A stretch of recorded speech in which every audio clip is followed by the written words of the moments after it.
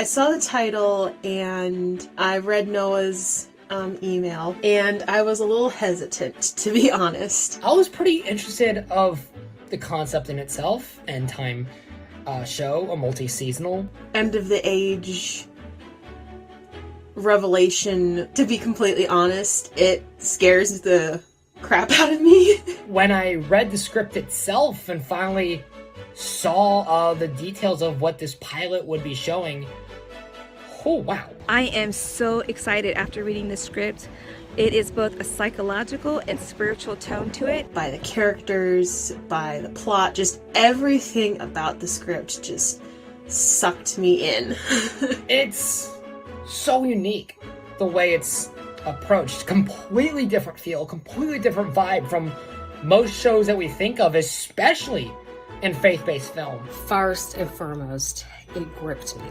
I wasn't quite sure at first what I was reading, so I said, hold on, let me go back and reread it again, the first couple of paragraphs.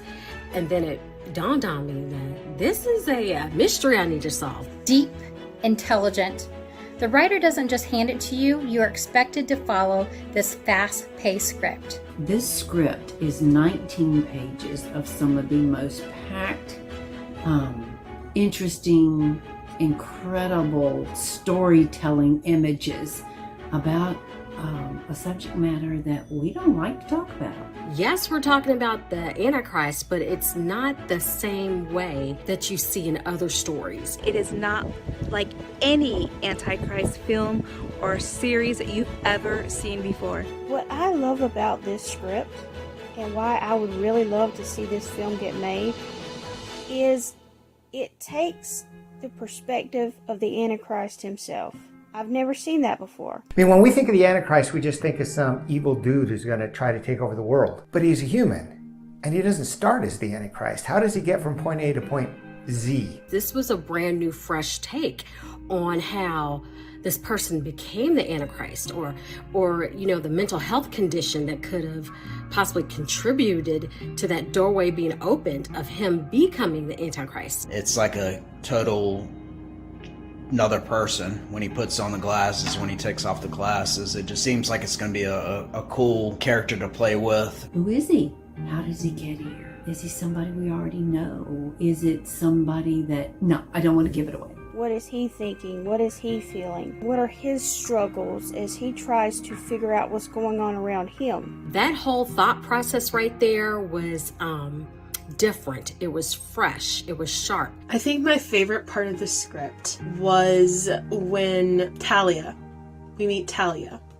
Now, Talia is a 12-year-old little girl, and the first time we meet her is in a tent, refugee camp, I believe. Gaudin meets her when he's like trying to hide from the press or whatever, and needs just a break. And she's sitting at a table drawing a picture. From the description of the script, it describes it as a man whose face you can't quite see, or it's like kind of blurred or unfinished, but the thing that you do see, scarred hands. And immediately when I read that, I just freaked out. I was like, oh my gosh, I know what that is. I know who that is. There's not really that many shows that have this element of not only focusing on the word, focusing on showing God and his light, but in this case, almost kind of like a screw tape perspective of the darkness and seeing how scary just this realistic approach of how the enemy works. It's so subtle. And it's so overlooked at times. I thank God for the privilege I got to go through the script, to go through behind the scenes. It's gonna be one of the most powerful movies. If you are out there, you have been asking yourself, what will happen after the rapture? What will happen when the Antichrist is taken over? That movie is specifically designed for that. It explains about the Antichrist, in details. And I love the way the script is written. It reminds me of that new Marvel series, Moon Knight, where he had the dissociative disorder. And the switch in the characters was almost exactly how it was in the movie. So I identified with that and I understood, where the script was going with that. And then trying to figure out the other characters that were in there, like, are they good characters? Are they bad characters? And then it also reminded me of that movie with Denzel Washington, Fallen. This demonic spirit was traveling to person to torment Denzel Washington and his character he played as a cop. So I was so fascinated and it just gripped me. There's a scene where Gaudin is, it's like he's trying to figure out what happened or who he is. I almost want to say it's like this battle scene. I mean, there's not really like any actual physical fighting. It's like this struggle between good and evil. It's this struggle between Gaudin and I'm just gonna say Satan. I fell in love with the dialogue on page 19 to where he says, "You have fire. That's why I picked you. It's stronger than 1 billion shots of heroin. Can you feel it? Can you feel the fire? How could you not want it? Every day, this inside you, just say yes." Clearly, the way that it's written is fantastic. 2 thumbs up. Gaudin is trying to figure out what's going on, what's happening, and because he's very confused. Satan is showing him all these things, and Gaudin becomes weak or something happens. The script then says that a guy comes in with longish hair and he's wearing pretty plain clothing, and he puts a hand on Gaudin's shoulder and you see the scar on his hand. Again, I read that and I was like, oh my gosh. So those 2 scenes really got me excited. I felt like my heart was beating fast, intense. I thought it would be hard to translate this complex scene onto the big screen, and I'm curious how they're going to film that and how they're going to make that happen. Major movie magic to make this scene happen. I felt like 12 pages later, my heart was still beating fast. And by the end of that script, I kept flipping my phone, where's the rest of the pages? I wanted more of that story because I am so fascinated about the direction this is going to take, because it's new, it's different, and it really gives you something to think about. It is definitely keeping you on the edge of your seat, keeps you guessing, waiting for that next scene. It is going to be incredible. Each version that I have been sent over the course of the last 6 months or so, every time I read it, I get pulled in a little deeper and a little deeper and a little deeper, and I just want to know more. Jenna, girl, keep writing this story. These 19 pages are wonderful, but I want to know what happens on page 20 and 21 and 25 and 86 and 150. I want to figure out what's going on. Somebody knows what's going on, and I want to know what is happening. It caught my interest. The dynamics of how the story could grow, not just in the storyline and plots, of course, but also in the characters, in the action and the drama. From what I've seen about this movie, it's going to be something else. I've been watching The Chosen, and it kind of gives me the same feeling that The Chosen has. When I get that feeling, usually it's the Holy Spirit telling me that something's really good. I know some of who the potential actors for some of the characters are, but I can't say anything about that. Hopefully we'll see them in this production. And I am so excited to play a role in this, along with some of the other people I have just found out are in this film. Oh my goodness. So exciting. We're potentially going to be having some people from The Chosen working on this project. So if you like what The Chosen does, and you like the people who work on The Chosen, what better way to keep supporting chosen people than to support this project? That's all I'm going to say about that. Hi, I'm Justin Overlander, and I have signed on as a producer for the short film project Anti. Jenna Sue and Noah Bennett, sister and brother team, are, I believe, some of the future leaders in the faith-based film world and are passionate and talented and hungry.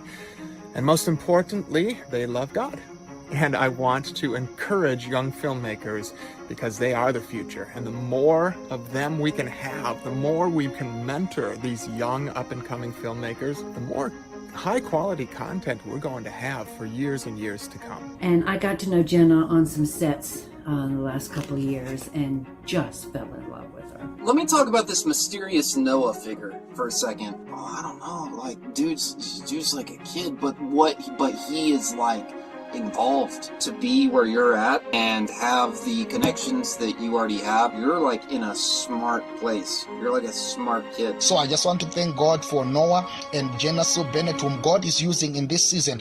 I believe that this project, it's a powerful project. That movie goes in details. I think Jenna's approach is fascinating, and I'm looking forward to seeing it on film. It's genre bending. It's kind of got a little fantasy, sci-fi, psycho thriller vibe to it. And I love sci-fi. So this was a good way to combine sci-fi along with faith.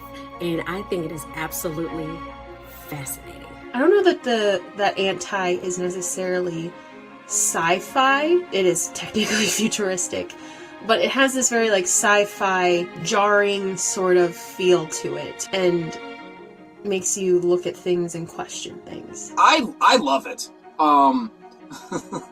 Like, this kid part of me, this is like, oh, that's legit, that's cool. One concern that I do have on a practical level is it does seem like a high budget film. We're going to be having a fundraising campaign for this project. Please go support it if you believe in and love this project just as much as I do. Seems to be somewhat of a high budget, but here's the thing. Angel Studios has done an amazing thing to where basically all possibilities are now open. And Noah Bennett is no exception to that. I love the website, the merch. I want the hat, I want the hoodie, I want the t-shirt.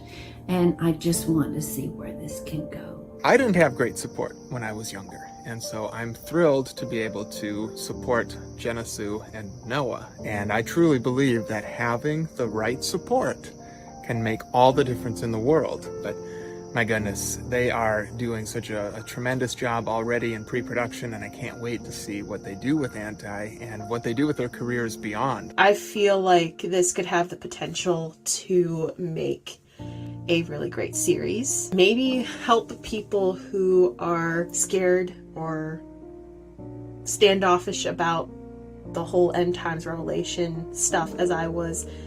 Maybe look at it in a different light and want to know more and want to read Revelation. Everything's always very cut and dry.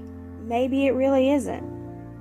Maybe there's more to the story, and maybe this film will reveal that. This could go much further than just being a short thesis film. I just know it. I'm really excited to see how this pilot comes to life visually, and especially just how the story unfolds with Anti. So antiseries.com, follow them on Instagram and keep up to date. Please support this project.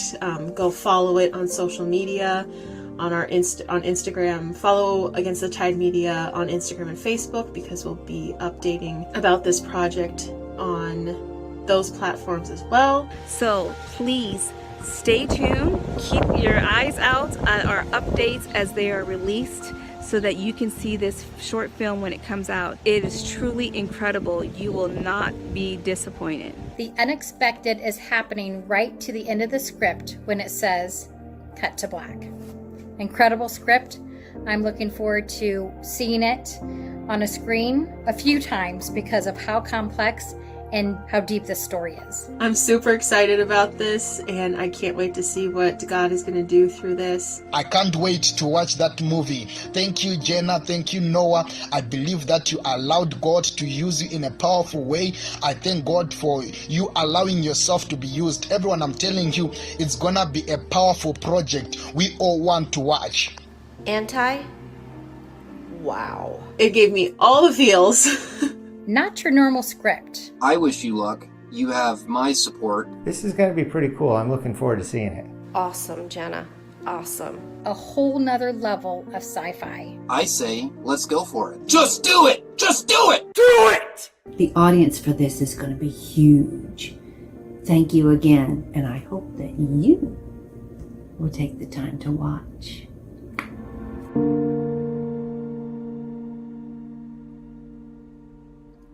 All right. Hello, everyone. And thank you so much for joining. I am here with my co-host, Colby Robinson, associate producer and colorist of Anti. I'm Noah Glenn Bennett. I am the creator and producer of Anti. So much has happened since we last jumped on here about a month ago. And Colby, you are muted again. That is. We got to work on that. We absolutely do. But anyway, I mean, fair trade, it does kind of balance out. So, I mean, fair enough. I get what you're doing, but yeah, you do you. Yeah, for sure. Anyway, let's shout out some of the people watching here. Hello, Becky Tomlinson. Hello, Lonnie Kathy from Smith. Irvine, California. Wow. Oh, wow. Like 34 people watching. That's not bad. That's not bad at all. But welcome to every single one of you. Let's see. Sherry, she says, creator, I thought it was Jenna's project. Jenna and I created Anti together. She directed the pilot. The series is something that we will be directing together. But yes, I can't do this without Jenna, and she can't do it without me. So, but one big happy family. Absolutely. So anyway, let's get right into some of the updates in post-production right now, which color I'd say is wrapped. Colby, how would you say the color process has been? It's been fun.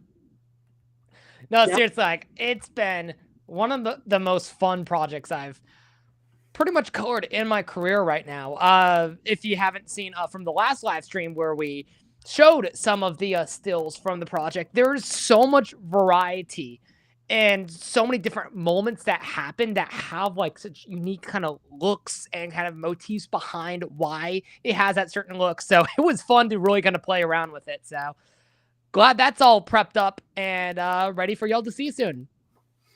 Absolutely. Music. This was something that I've been waiting for the post-production process for a long time. I've had my mind in such a music theory mode lately, and we finally wrapped that the other day, and it's enough to make a almost grown man cry. Oh yeah, it's been good. Yeah.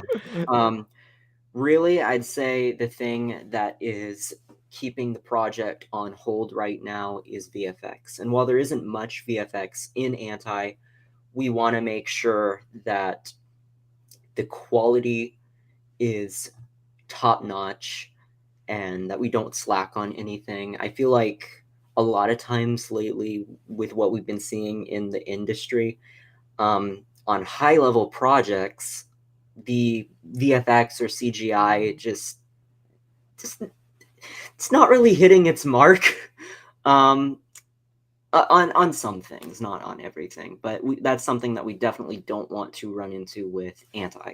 We'd rather wait a little while than give you something that doesn't look good.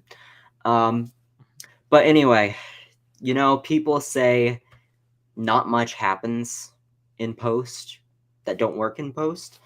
I used to be one of those people.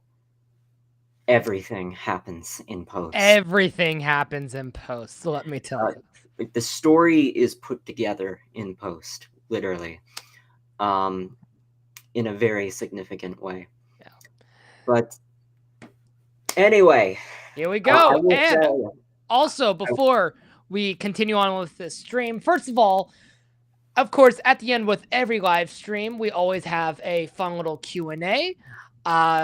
So if you have any of your questions, make sure you have those prepped up for then. We'll be introducing all those questions there.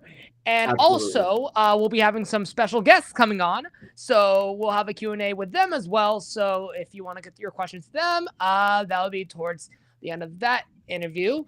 And also, I kind of noticed there's something you're wearing. It's kind of fancy, Oh yeah, this. Yeah, it matches my hoodie. Kind of nice. Yeah, I got it at entice.com. It was really. Yeah. It's a great store. Really, what? Because I was looking at the store, I decided I should also get myself a T-shirt as well. So we've got a variety of merch items. Yeah, if the mods could put that the link to the store where you can get merch, that'd be great. Down in the description. But anyway, just want to say that you making purchases on our store with the merch and other perks really does help significantly to the funding process and post-production process of Anti. All of the funds, they go, most all of the funds, they go directly to post-production to help us with that process. There is a small percentage that the site takes for Wix, which was the company that we made the site on. But just with post-production, we've been able to raise almost $15,000. And that was a team effort.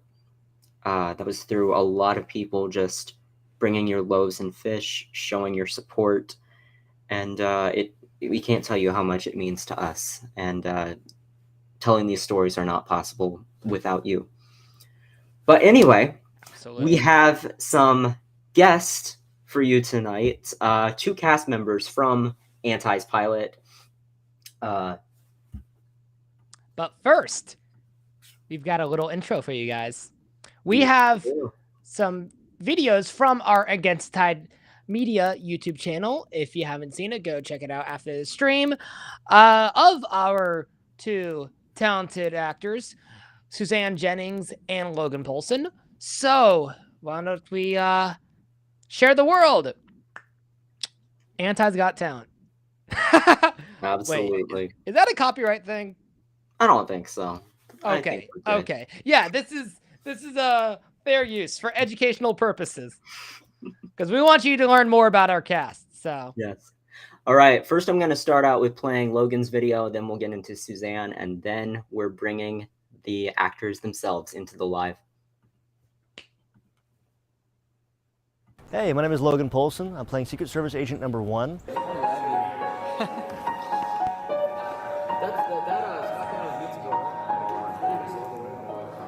And so a little bit about this character, a little bit about his dynamics as far as the show goes and what his role plays a part of. So the Secret Service agents are part of something called Project Volition, which goes into a piece of the Mark of the Beast. After the rapture happened, there is a Mark of the Beast to help the government track, but also allowing people who have the Mark of the Beast didn't know this, but they're allowed to be possessed or inhabited by evil spirits. And so it starts off smaller, obviously, and then it grows into something bigger and bigger. So as far as my character is concerned, what you'll see is him possessed. You'll see that side of him. You really won't see his regular character, his regular Secret Service job. He's more so being inhabited. There's a saying that, like, ultimately, to a villain, they think they're the hero. There's nobody that thinks, oh, I'm a bad guy, I'm gonna do bad things today, that's what I wake up and do.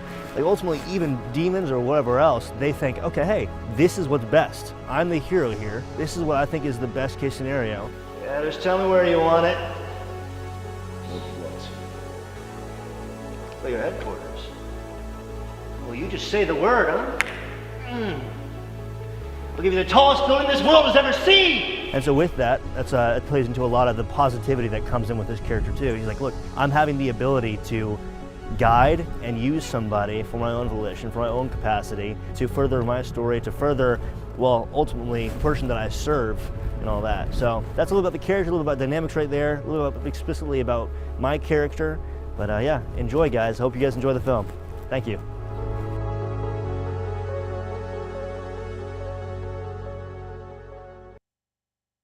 My name is Suzanne Jennings, and I actually play the character Suzanne in this film, or shall I say this pilot.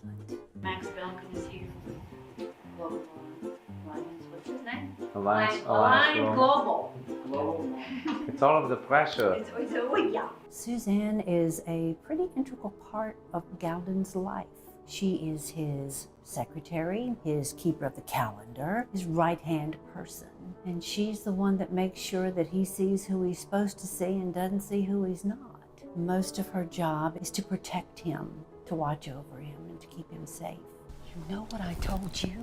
And you'll learn more about that as the series goes along. But this series, and I say that with confidence, is going to be very special in the telling of Revelations, probably in a way you never thought of it before. So we do hope that you will stick with us, support us, and be a part of the anti-family, because we really love having you here.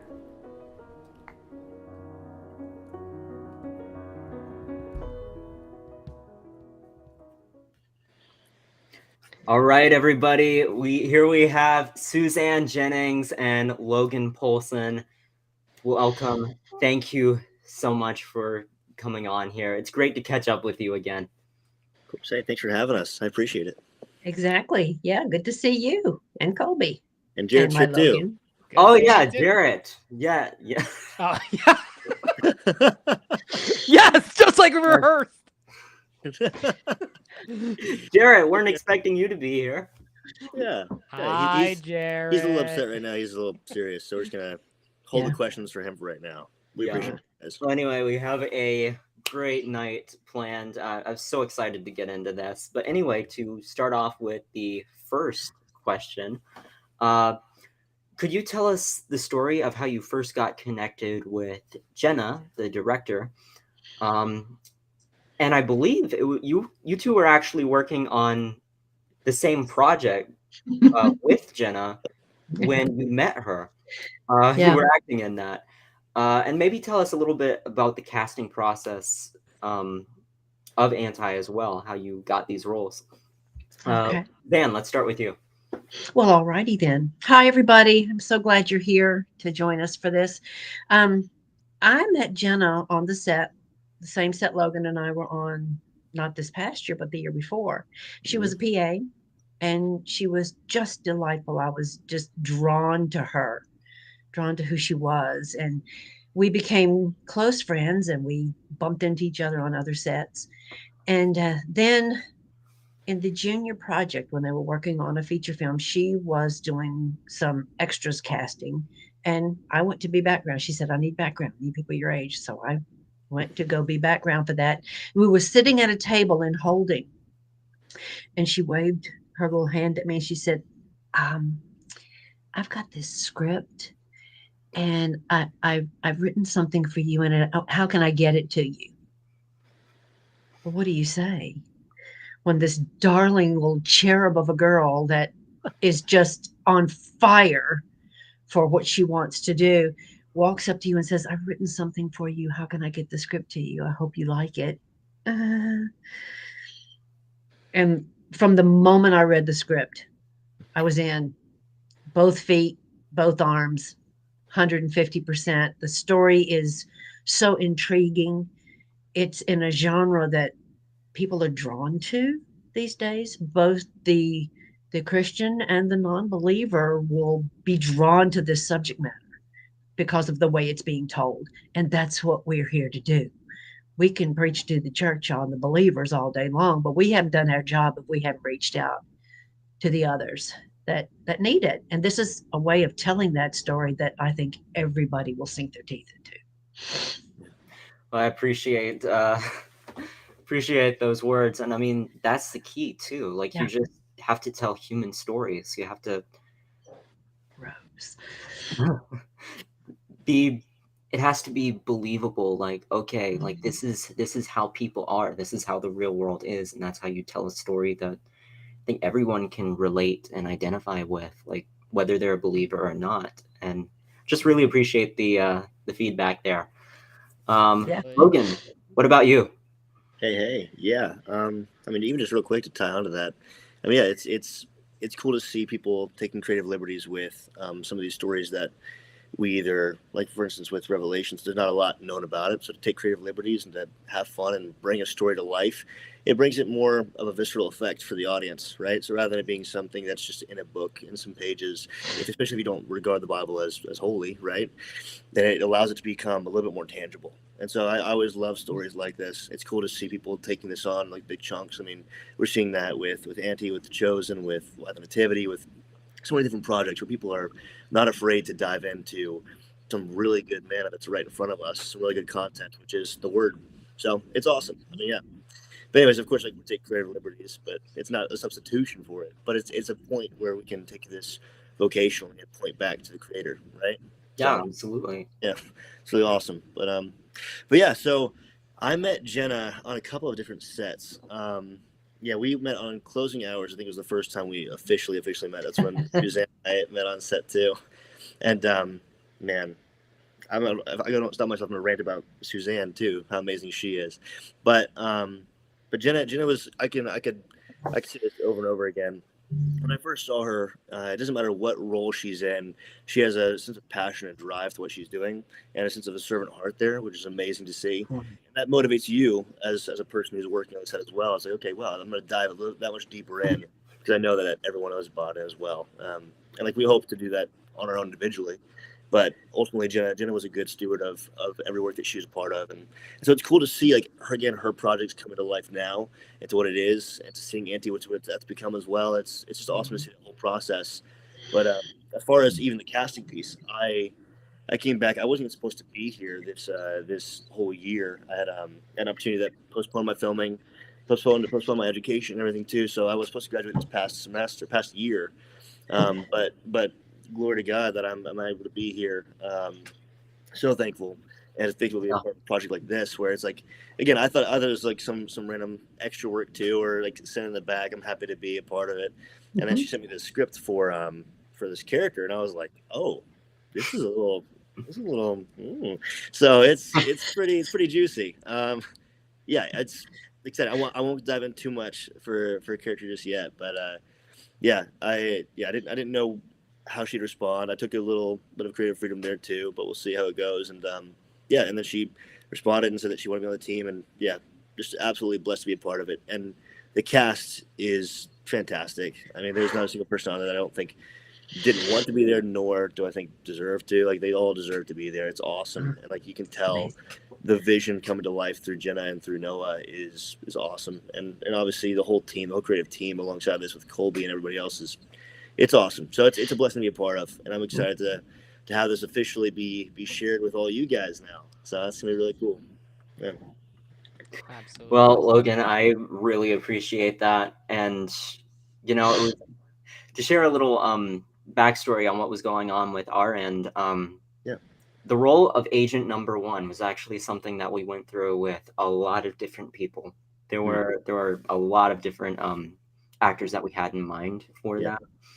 The casting process took a very long time, and you actually ended up being kind of last minute. Mm-hmm. But then we saw your audition come through, and we were like, that was oh my it. gosh, this guy, yeah. This guy is Agent One, and we were like, how are we getting this guy? How come this guy isn't at like some sort of A-lister? He was. Hollywood level. I've said it before that the way that you can just put on all these different characters, and because I've seen a good bit of your acting, it's very much Johnny Depp type, like just range. Depp doesn't hold a candle. That is a huge.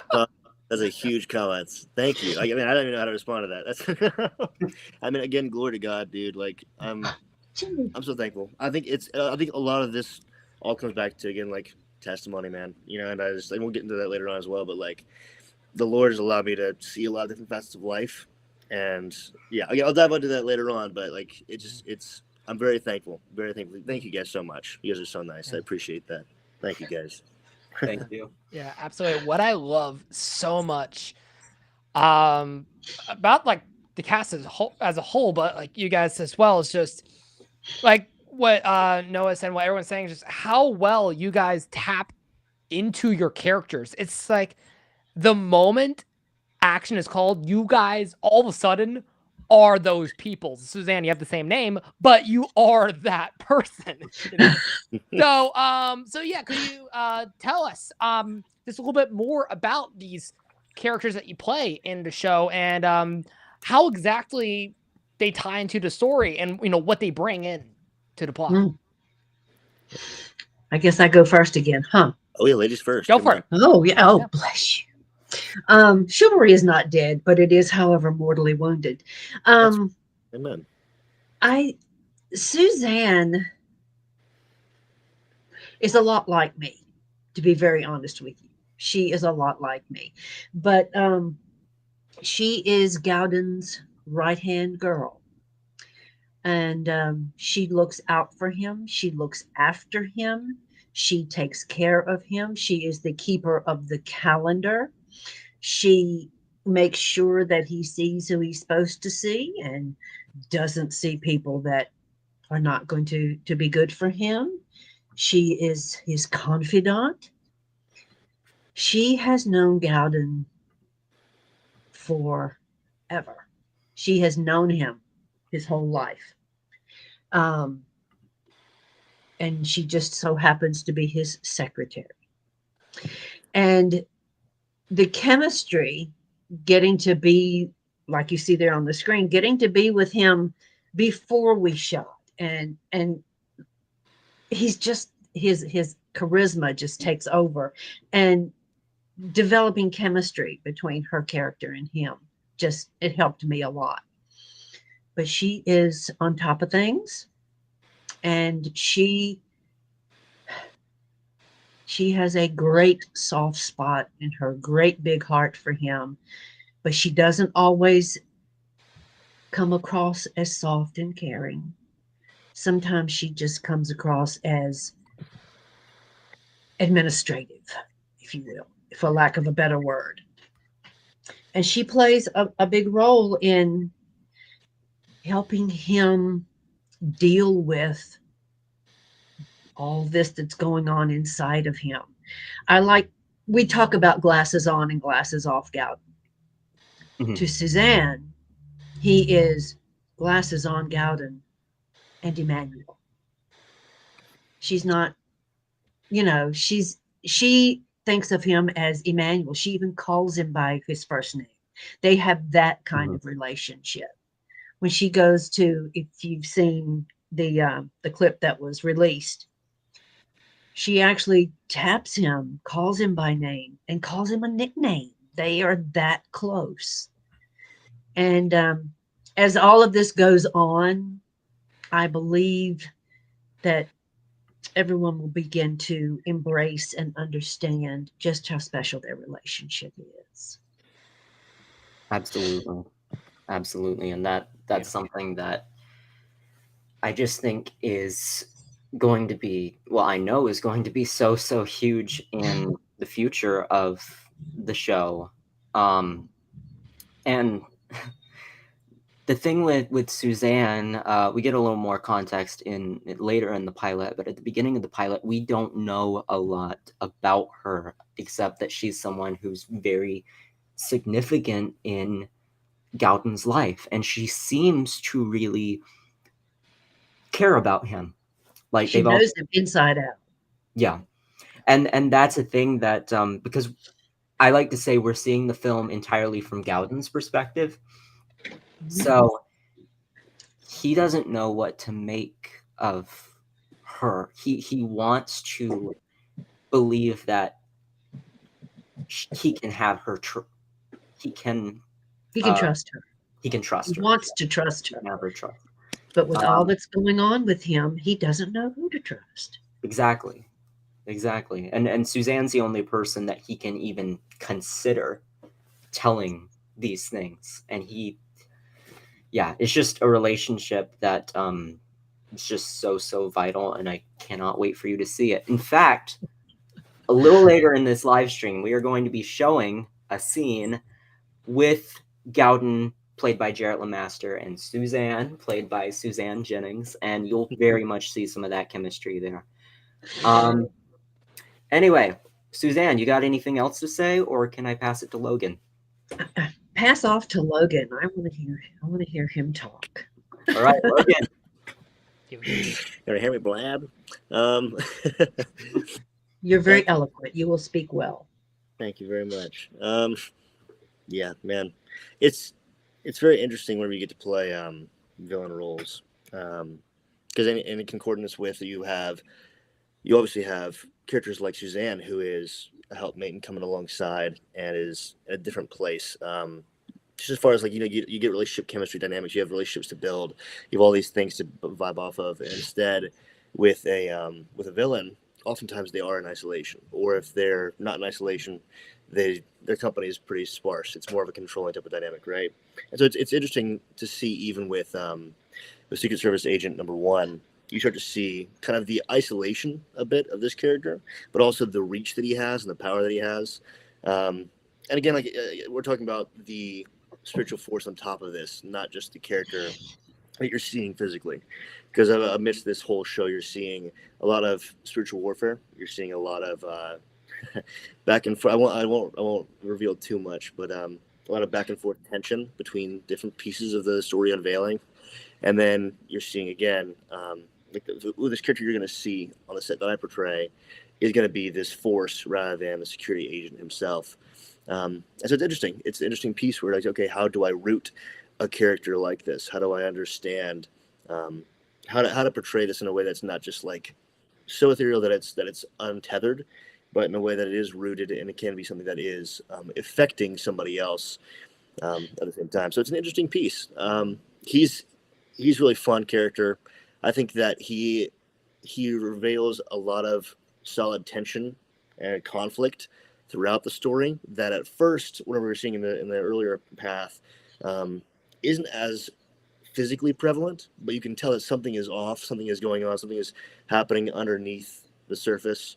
And then finally you see a bit of a face come out here and there throughout each of the security agents and then through other characters as well.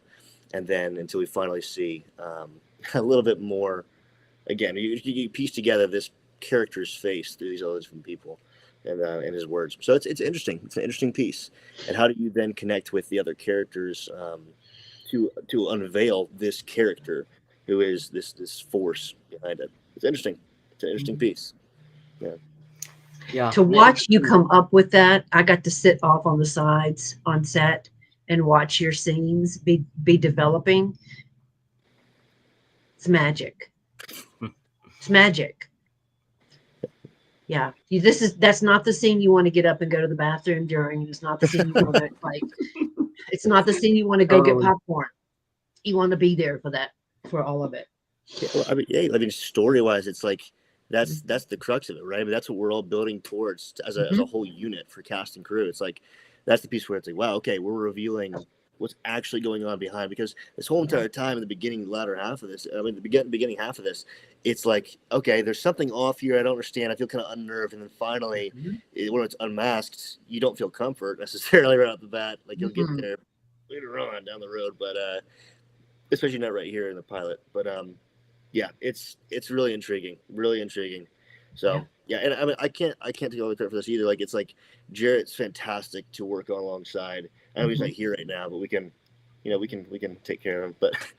But he's one thing. I was talking with Suzanne about this before as well, when we've been on other sets and even here before the stream here, is that every relationship dynamic that an actor has is being able to be affected by another person and then receiving and giving, a constant sense of give and take. And Suzanne does that phenomenally. She is really a master about allowing herself to be receiving whatever is what's giving, and that it just allows a constant flux, and it builds an automatic chemistry.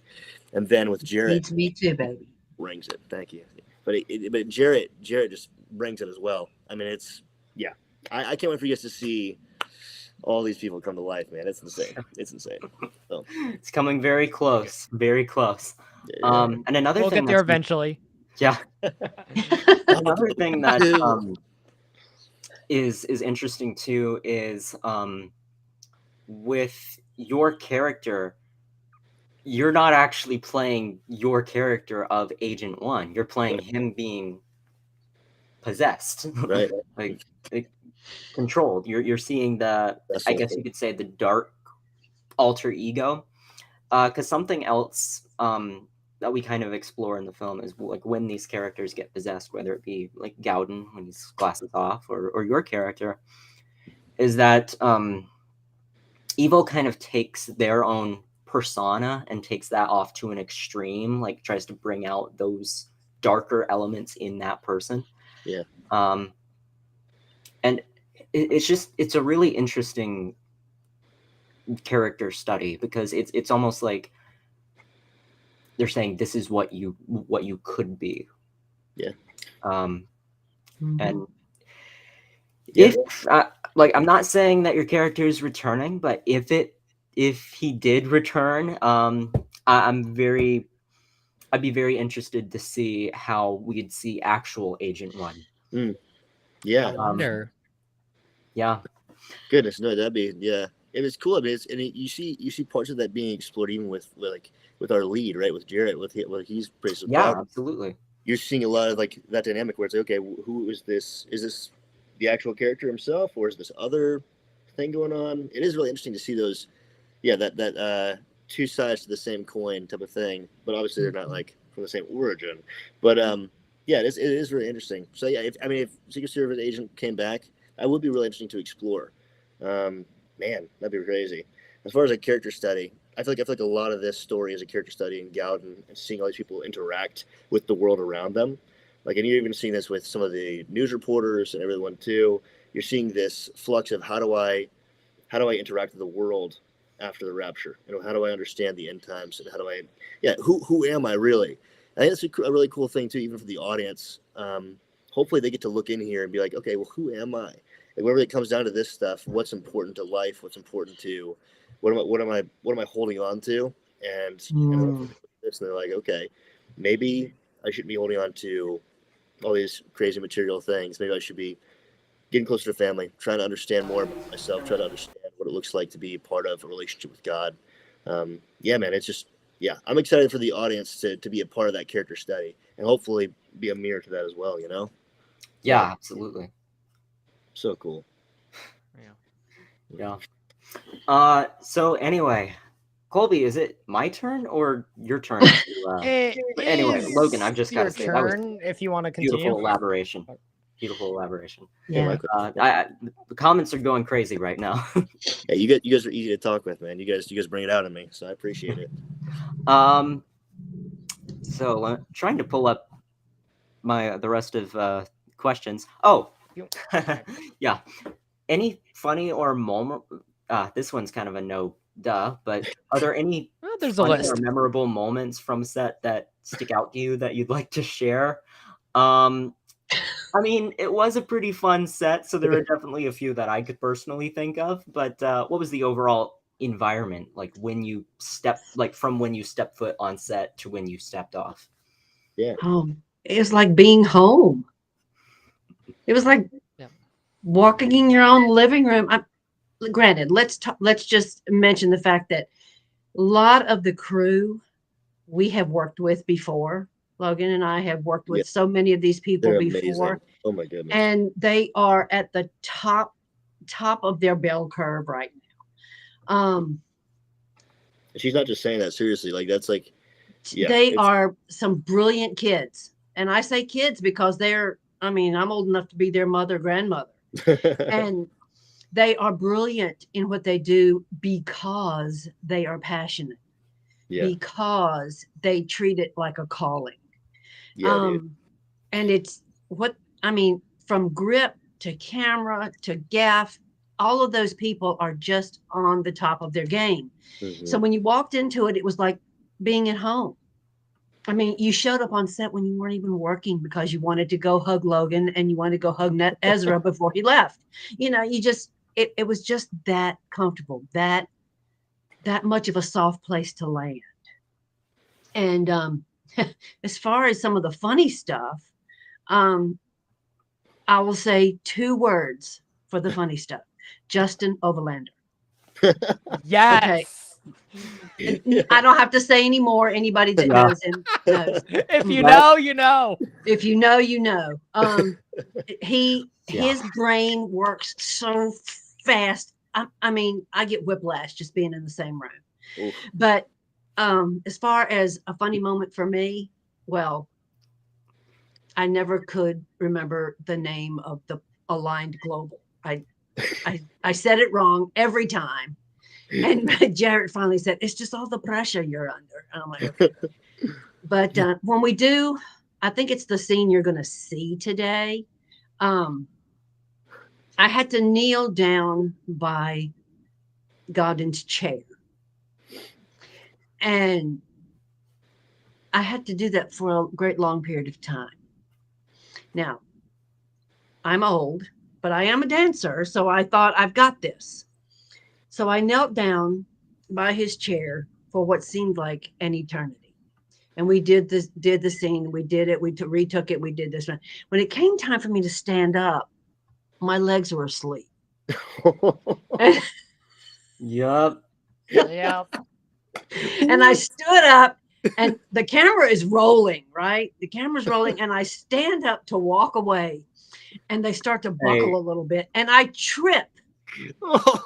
I trip as I go over the threshold from the carpet to that gorgeous marble tiling in the mansion. So, okay, it was a great take, but nope, she fell. We got to do it again. Yeah. So I backed down on my knees. I went, and then I'm delivering the lines, and I'm trying to move my feet without my body doing this, so the whole audience and camera doesn't see me trying to keep my feet alive. But I finally did get it done and walked away with great force. That's right. And I was so proud to round that day. And I rounded that corner. There was a chair, and I sat down and started rubbing my legs because they were indeed asleep. Indeed. Yeah. What we do for our art. Am I right, Logan? Sacrifice. Oh my goodness. Exactly. Yes. The sleepy legs. Just add so much out. That's why we're paid the big bucks. So, yes. Exactly. See, there I am. Insurance for your knees. Oh yeah. They kept asking me if I wanted knee pads. I said, no, I got this. They did put a pillow down for me though. But they couldn't stop the blood from not flowing past my knees. Yeah. We but it was okay. You know what? I would do it all again tomorrow. I would do every bit of it again tomorrow. Every bit of it. Well, I'd say you're absolutely getting more opportunities to play this character in the series, so I'm sure there will be more opportunities to lean down beside Jarrett. I'm looking at the comments. Thank you. Yeah. We'll pray for a restful sleep. Oh my goodness. Sleepy legs are better than sleepy actor. Yep. I mean, it really depends on you know the scene that you're playing, because you know actors are pretty much always tired when they're acting, but still they just have this magic about them. It's called the Holy Spirit. We just love what we do. Yeah. Love what we do, and I don't know. I think I could speak for Logan as well. This is a calling. This is how I get to witness. Yeah. This is all I know how to do to really make an impact. We're all given talents for a reason. We're given talents so God can send us where he wants us to do what he wants us to do. Yeah. That's what your talent is for. Right. You know, I you know, yeah, everybody thinks, oh, use his talent, make all this money. No. If you embrace your talent as God-given purpose, you just do it because you love it. Yeah. Yeah.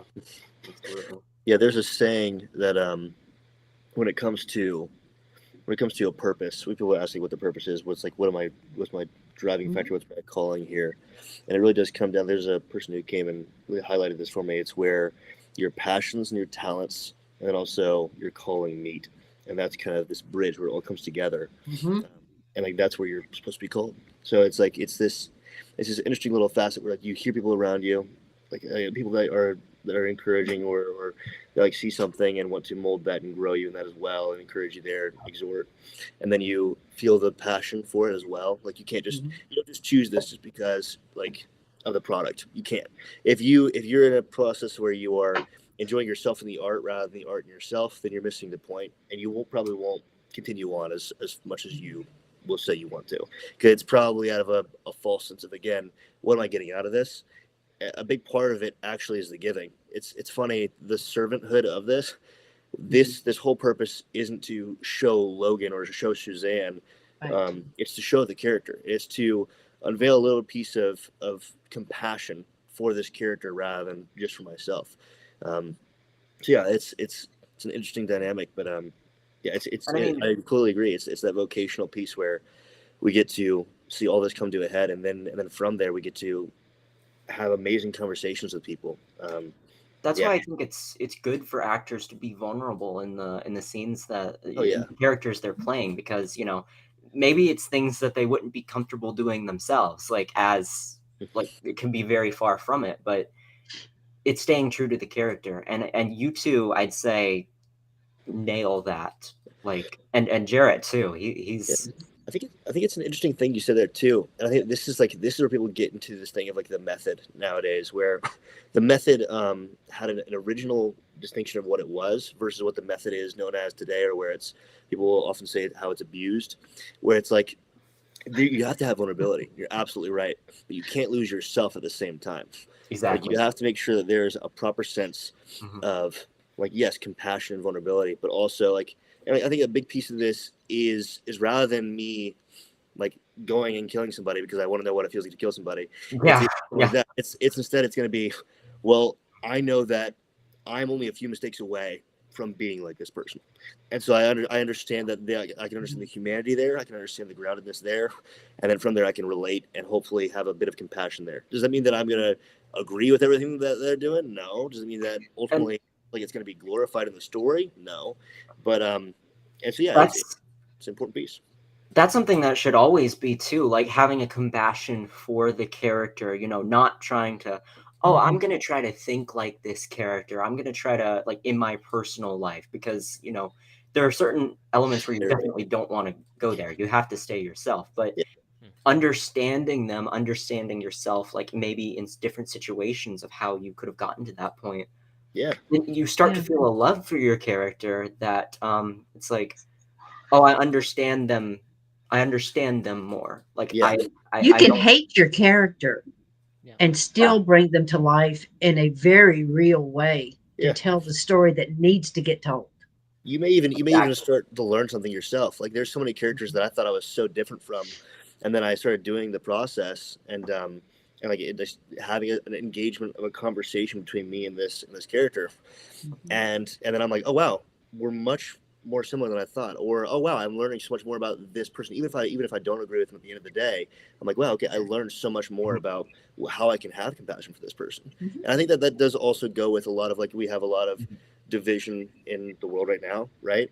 And the big point of this is like, how do I combat different pieces that seem to be like our worldview, right or wrong? Yeah. And a big piece of this is obviously meeting it not just truth and not just love, but truth and love. So it can't just be truth where it's just like nothing but absolute legalism and absolute like this has to be absolutely this, and I'm never going to go and touch this facet or be near these people at all. And it can't be just love where you're absolutely just like accepting of everything, and then you yourself end up turning as well, or like you don't know. Yeah, it exactly. There's a proper sense of truth and love, which you see honestly in parenting, and it's funny how we call God our Father, right? There's this dynamic where like there's someone coming alongside us and knowing what's best for us, not trying to force it on us, and not trying to just absolutely just allow us to do whatever. But it's like we have free will, but ultimately there's also, hey, here's this opportunity to see what a proper next step could be. But I mean, anyways, I'm going on tangents. But even to go back to just like Tangents I love. Go. even to go back to characters, Free. though, too, it's like it's the difference between proper development and relationship with your character, and like showing them versus it being therapy for yourself. Like how do you address going into a character? Like I'm not gonna go into a scene like I can use what if, and that's the biggest piece is what if versus therapy. Because I can go through the what ifs, I can imagine myself in this scenario or play the what if game with myself and see where that comes out versus it being a sense of therapy, which is like, oh man, I remember like when this happened in my life, and I'm gonna bring that out and here. It's like you can use that as a sense of substitution, but like there's a certain placement where you're like, okay, I have to make sure that I'm again not again. I've fallen into this so much with some of my acting too early on. It was like I'm allowing so much of the like so much of my life influence how like this character's feeling rather than like having a conversation with your character and then finding out what's truth. You don't just want to like just do it just for whatever's sake. Like I'm not just gonna cry for crying's sake, although it may be beautiful, it may be powerful, whatever else. It's important to have that. So yeah, absolutely. And you know, there is a balance to where you can I'd say that you can find a place by imagining yourself in these different situations to where you can love your character, but you hate what they are and what they're doing. Right. Like and that's different. And that's different from, again, like, I think people will often attribute so much of what they do towards the sense of who their identity is. And like, even for us as actors or you as you, like whatever you are in the chat, like whatever your position is, but ultimately it's like I'm not, it's like, yeah, it's that quote that says like, I don't hate the sinner, but I hate the sin, because exactly. I know like the pain that it is. I know the destructive quality it is. I've seen it in my own life. I've seen it in so many other people's lives. And yeah, it's absolutely right. You're absolutely right. Sorry to cut you off. Yeah, I just want to add in there. Yeah, anyway, like I'd say we went on a pretty good tangent there. Like it was an interesting one. Oh yeah, amazing details. Love the details. That's what we're here for. Yeah. So anyway, that's why his characters are so. You're so able to wrap your arms around his characters, wrap your brain around his characters, because he's done his homework. Hey, likewise. Mm-hmm. Seriously, yeah. every time. You become your character first and foremost. The scene's going to take care of itself. Yeah. You become your character. The scene will happen. That's right. Absolutely. Yeah. Absolutely. It's interesting because I could go on about this forever and talk about rooting and all these different facets, but I know we got a stream to go off of, and I'm sure people want to ask some other questions. There'll be more streams in the future. Plenty more. Absolutely. Anyway, so Logan, what about you? Memorable moment, wait, we're still on we're still on that part of the live stream. Yeah. Funny. Speaking of tangents. Logan, my legs are going to sleep. Oh no. I'm kidding. Yeah. So I guess I'll start with more of the I'll even start with some of the sweeter moments first.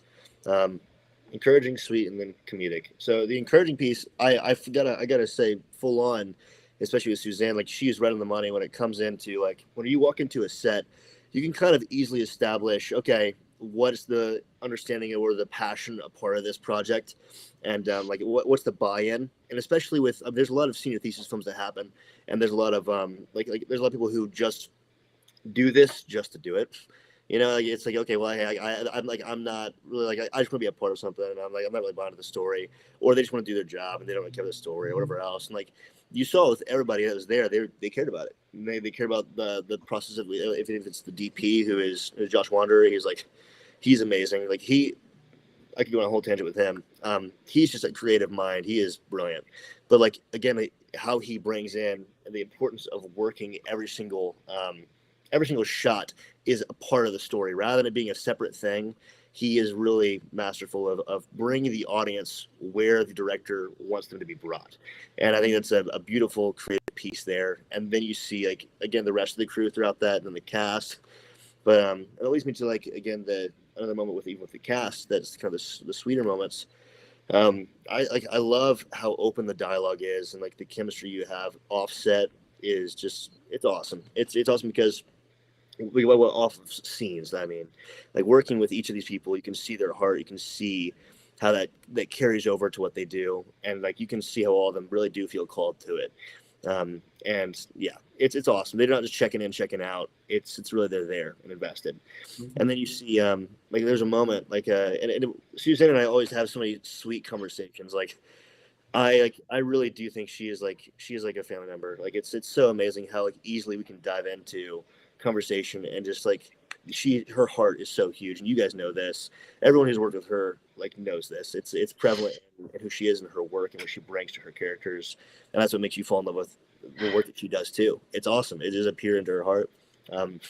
Yeah, and so but yeah, and then it goes in even with I remember having a conversation with Jarrett Masterson. Sorry, is it Masterson? No, whoa. Lemaster. Lemaster. Anyways, I like to say Demaster. Yeah. So like I remember having conversations with him, and like I was even just like coming alongside as you won't find this on a lot of sets, but like on the Christian set as well, he was able to pour into me just as a person, a man who's seasons ahead from me, just pouring in. It was really awesome. I mean, we were able to have so many conversations about acting, sure, but then like talking about life as well. And there was a time where he was telling me about his family, and it was so amazing because I was talking with him about just like what it looks like to have a family amidst this craft, because it is hard. It's a hard balance. You're constantly traveling. There's no sense of like really of a constant sense of stability. Really, I mean, you really are a dependency to the Lord there, and especially as a man in the household, there can be a little aspects with that. And he's just so, you can tell that he loves his family so darn much. There was a point in time of our conversation, he said, like with like just talking to me about this journey that he's brought on, that the Lord's brought him on with acting, and he's like, whatever I have here, it's like what Paul says, like count as all as loss in comparison with like what the Lord has given me here, and what the Lord is guiding me through. Like he pulled up a picture of his family and said, like none of what the world has to offer will ever be worth this.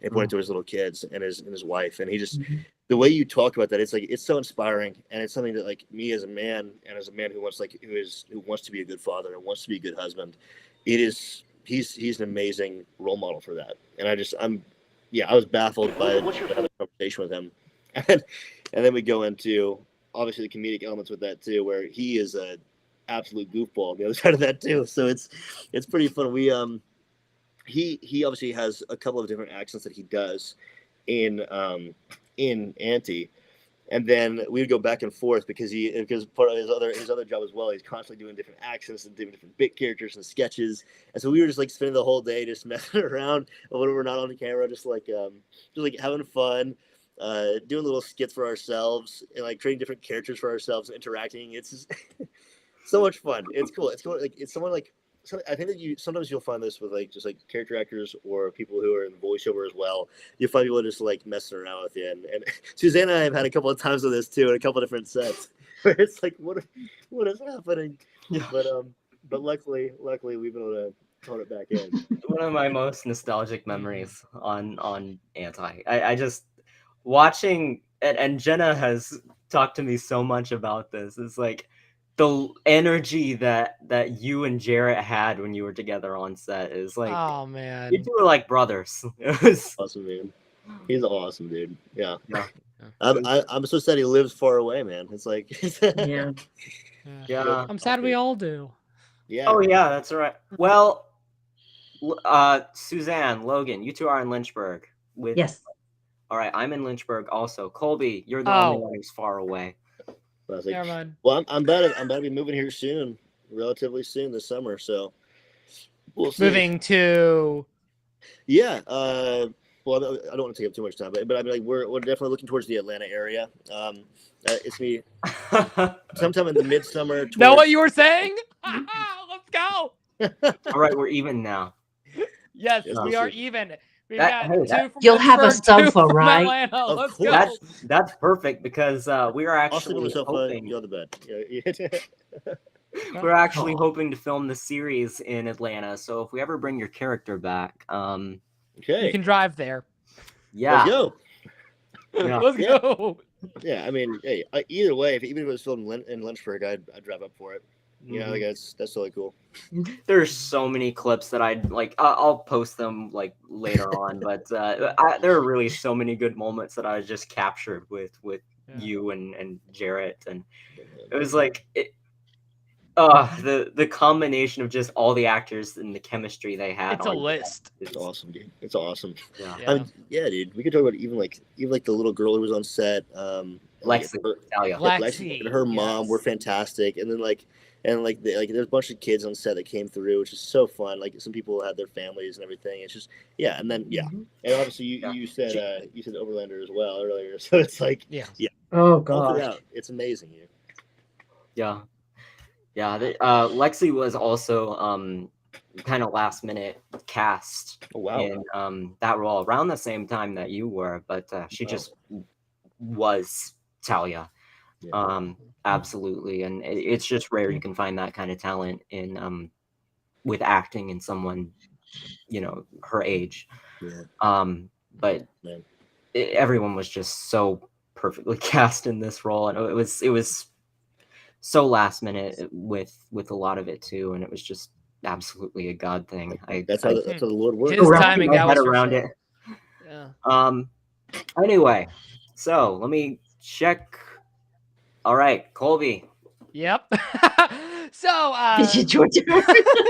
hi, my name is Colby. Hi, Colby. I've been here the past 4 hours. No. Actually, so as we know, there's only so much that we know of with the story so far. If there's anybody that knows the story right now, is absolutely Jenna and Noah, who have been writing this project for, man, who knows how long. That's a little over 3 years. It's been 62 years. There you go, 3 years. Yes. But as we continue like preparing that story going forward, are there any sort of like personal hopes for the future of the show, things that you anticipate, and if your characters might be returning, if you hope for them to return, where you'd like to see them go? Yeah. Well, Gaudin can't make it without me. So, no, I fully would love to see more of their backstory. Yes. How they got to where they are. Why is she in the position that she's in? And then from there, move on to her assisting him through this tumultuous time in his life. Absolutely. And whether, what happens in the end, nobody, I certainly don't know. He might know, but just to be there to help him navigate. I believe that is her purpose, the reason she is in his life. So I would love to see their backstory and see her help him navigate. And it might not always be pretty. Yeah. I tell actresses all the time, don't always go after the pretty role. Because so many times the character that really hooks into the story is not the pretty girl. It's not the Disney princess. It's somebody else. So you asked me the question and I answered it. So there. Logan, how about you? Yeah. No, that's really interesting stuff. That's really well said too, Suzanne. That is so interesting. I think it goes back to that again, that saying that I already said, where it's just like people do really care about how they look in the art rather than the art that's coming outside of them. And I think it's true. Like a lot of the characters that you do dive into that have a lot of grit and merit and like underneath like that character arc and really shown. Yeah, I prefer that. Yeah, and it's the need. It's the need that we all have to relate to the sense of humanity as well. Sometimes it's much easier to find in other characters that aren't necessarily perfect. In fact, a lot of times it's the flaws that sometimes be like, oh, yeah, me too. It's interesting. Lead characters like Jarrett's role is going to be really interesting because, like with any lead character, there's so much pressure on them for being like the audience wants to see them the most in whoever the lead character is, because that's the person guiding them through and kind of the lens they're like exploring this world through. So it's gonna be interesting to see how all that develops. I mean, I'm excited to see how he wrestles with all of this. I mean, I can't give away some of the stuff that I've seen already, but like I'm excited to see how he explores this world. And obviously, you guys are bringing an interesting dynamic to the story with him and with his character, and the creative freedoms you guys are taking with that. It's like it's interesting, and like I'm excited to see how that gets explored and how, it's interesting because I think oftentimes we want to see our main characters as absolutely redeemable too, and everybody as redeemable as a whole.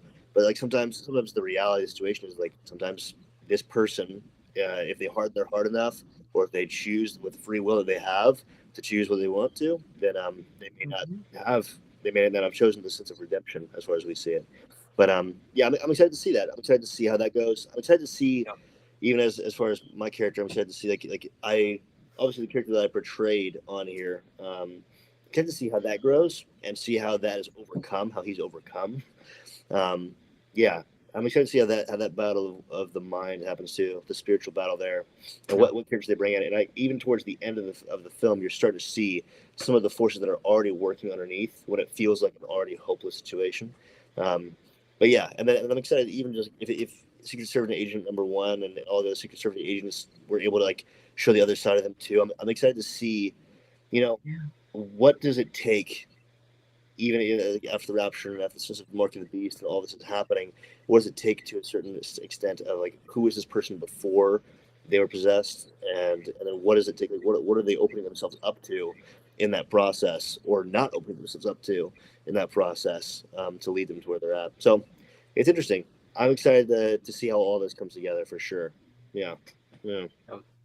One thing I'd just like to say, going back to Jarrett in the lead, is I don't really think we've ever seen a portrayal of someone who's being used as the Antichrist being human. Like you either always see it as like the son of the devil or the devil himself in disguise, but we don't. Then we see Judas, right? The thing that I'd say is relatable and kind of scary too with Gaudin, scary for some people, hopeful for others, is they can look at him and think, oh shoot, I've been there. I can see myself in that. I see how I could be Dangerously close. Yeah. Tempted with being an Antichrist. And it's something because the perks are there. Yeah. The earthly perks are there, as Logan's character might allude to. Right. And then also just seeing, the chances that he has with redemption and to reject those temptations. I think that can be hopeful for some people because, with Gaudin's case, he's straight up being used as the Antichrist. But here he is with supernatural forces trying to show him the light, with the both supernatural forces trying to pull him over, both with light and darkness. And we see that he has a chance to be redeemed, so people can look at that and they can go, and that's a message of hope. Like, that's a message of be hope. Redeemed. Like, it's not too late for him. And yeah, it's just I cannot wait to explore this even more. I mean, it really does, like, that really does bring me up to the sense of, like, thinking about, what about Judas? I mean, like, oftentimes we think of him as just, like, the absolute worst, the absolute villain, right? But he was obviously a disciple of Jesus. He was obviously there for a reason, for a service. And he wasn't just, like, this malicious guy out of nowhere, like, it's like, there's a slow fade there as well, but, like, # watch The Chosen for reference. Hey, I mean, read the Bible for reference. I mean, come read on. the Bible, yeah. I mean, all the above. All the above. It's interesting. I mean, it is very interesting, and you definitely see The Chosen absolutely does a great example of this, where it's like you start to see rather than just like reading this in a melodramatic type of way, where like it's this absolute good versus evil, and then as long as I'm a little bit good, then I feel like I'm good all the way, and I don't have to worry about any evil at all, or on the other side at all. Like evil can look pretty. It can really look really pretty and advantageous and all these different things, and powerful and controlling whatever else. So it's just interesting.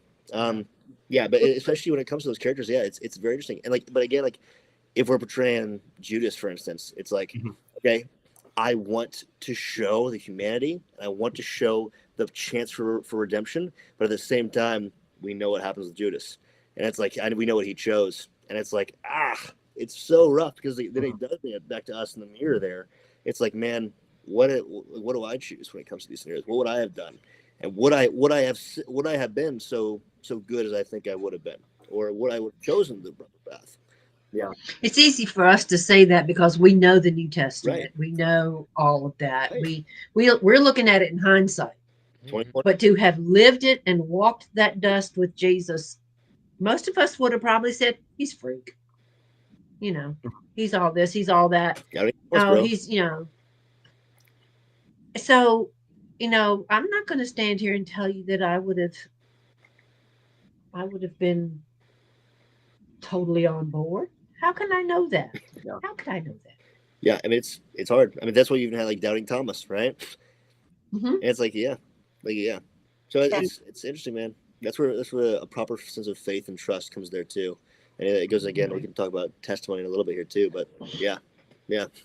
Another thing that is really interesting too, and I mean throughout the course of the 8-season series, which Jenna and I have been mapping out for the past 3 years. Yeah. 8. Yeah. We're just up saying. your We're just chin. saying. Yeah. I guess that's public information now. But anyway. Confetti. Yeah. Anyway, I mean there are characters who, people who you think probably weren't going to be redeemed or redeemable who will end up being redeemed, and characters who you thought were finding the light and had just as much of a chance who aren't going to be redeemed. Yep. I'm not going to say who they are before you even know some of the characters whatsoever, but yeah, it's interesting character arcs, man. It's good stuff. That's reality. It's good stuff. But thanks. Yeah. I can't wait. Same. Against the Tide Media, did you know you exist for the past 3 years? This is literally what you were built on. Oh boy. Sometimes you got to stir the water. Sometimes you got to stir up the water. Yeah. Put some seasoning in there. Yeah. All right, next question. I don't know what accent. All right, all right, we're going to the next question, eh? All right, mate. All right, I want to say to everyone watching that we'll be having a Q&A with Logan and Suzanne coming up very soon. Go ahead and start commenting your questions for them. Start brainstorming. You've gotten to know them pretty well over the course of this past hour. But before that, could you please tell us a little bit about your personal journey in the industry and maybe share a little bit of your own testimonies as well? Sure. Suzanne, let's start with you. Okay. Well, first the earth cooled. And then I got down from the dinner table and started acting. My journey in the business, let's start with where my professional level started. I got my first professional job when I was 18, back in 1970. And I did mostly live stage.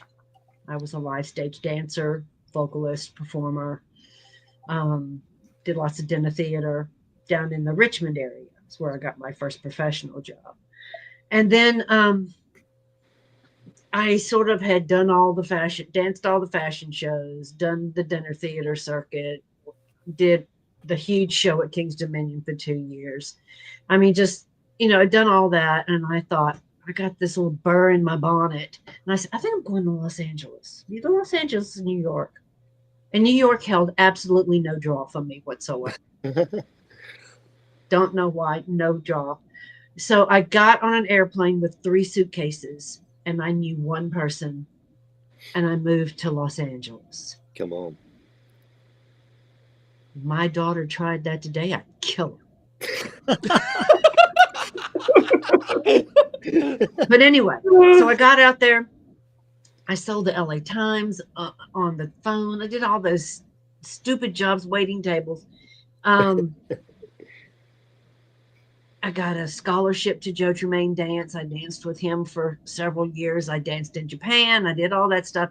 And then I got a little short on cash and I needed to make the rent. So I joined a background talent agency and I started doing movies of the week. If any of you people that are watching today are old enough to know what a movie of the week was, every like CBS, NBC, ABC, all had a movie of the week. It was usually on Wednesday or Thursday nights, and it was a full-length feature on Wednesday or Thursday nights. And the ABC movie of the week this week is The Revenge of the Stepford Wives, and I was the Stepford. So I got my first taste of being on a movie set. I was in love. Yummy. Yeah. You know what I'm talking about, don't you, Logan? And my first movie set was a huge, big movie set with Tuesday Weld as the lead. And I got to go down the lunch line with Don Johnson. So I thought I, arrived. But Suzanne, we have someone, Morgan Edwards, who does remember movie of the week. Movies of the week, yay, Morgan! Well, I was in a bunch of them, and then I did some TV pilots. I was 25 years old playing a junior high student, but they were gracious enough to put me in the very back of the auditorium. So I did all that. Long story short, in our 20s, we tend to experiment. And I was 3,000 miles from home, and I didn't have mom and dad's guidance in my back pocket. I had it back here, but Suzanne, when you're in your 20s, a lot of the times you rebel. Yeah. So I got mixed up in the nightclub scene, and the bar scene, in the drug scene. Yeah. Did plenty of things I should not have ever done, but good Lord, now they are part of my testimony. Thank you, Lord, for letting me survive these things to be able to warn others. Amen. Amen. And I'm sitting in my little efficiency apartment in smack dab the middle of Hollywood, California. And I'm sitting there, and all of a sudden I get, as if I'd been hit in the back of the head with a 2x4, God said, go home. I said, excuse me? He said, go home. I had not given it an ounce of thought before that. Never. I was having myself a good old time. I reached over and I picked up the telephone and I called my parents that I had probably not spoken to in 3 or 4 months. And I said, I'm coming home. I'll be there in 30 days. And in 30 days, I had sold all the stuff in my apartment or just graciously willed it to my roommate. And I got on the Trailways bus with 3 suitcases. And I came home. I did not know why. I just knew I was to come home. And I stepped off of that bus, and there was my knight in shining armor, my dad with his arms out to his prodigal daughter.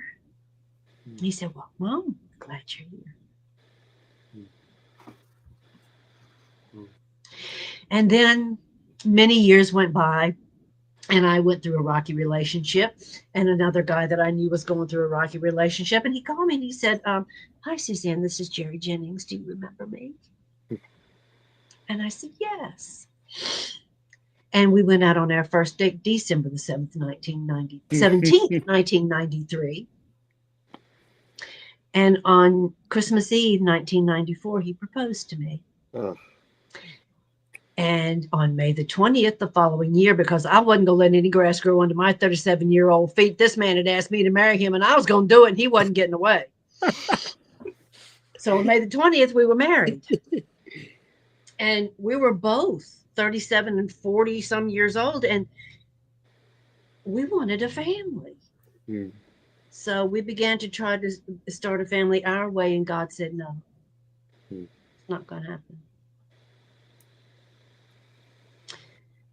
And on April the 1st, 1999, I got a phone call at the medical office I was working in, and I picked up the phone, and we had been discussing adoption, and we had filled out all the paperwork, and we had done all of the things. And the voice on the other end said, Suzanne, this is Carolyn, and it's a girl. And she's got blonde hair and blue eyes. And she weighs 35 pounds. She was 2.5 at the time. She's getting married next week. And my husband is walking her down the aisle because she is my 26-year-old daughter. I had always wanted my children to look like my husband and love baseball like my dad. And all of them do. And they're all adopted. Ellie looked just like my husband. He's blonde and blue-eyed. She's blonde and blue-eyed. She was a star catcher, just like my dad was a star catcher. So those are the reasons that God hit me in the back of the head with a 2x4 all those years prior, because he knew these children needed a mom and a dad and a safe place to land. And my youngest is now 20. And I have done all I can do. They are beautiful. They are not without challenge. I will tell you that. It's not all rainbows, people.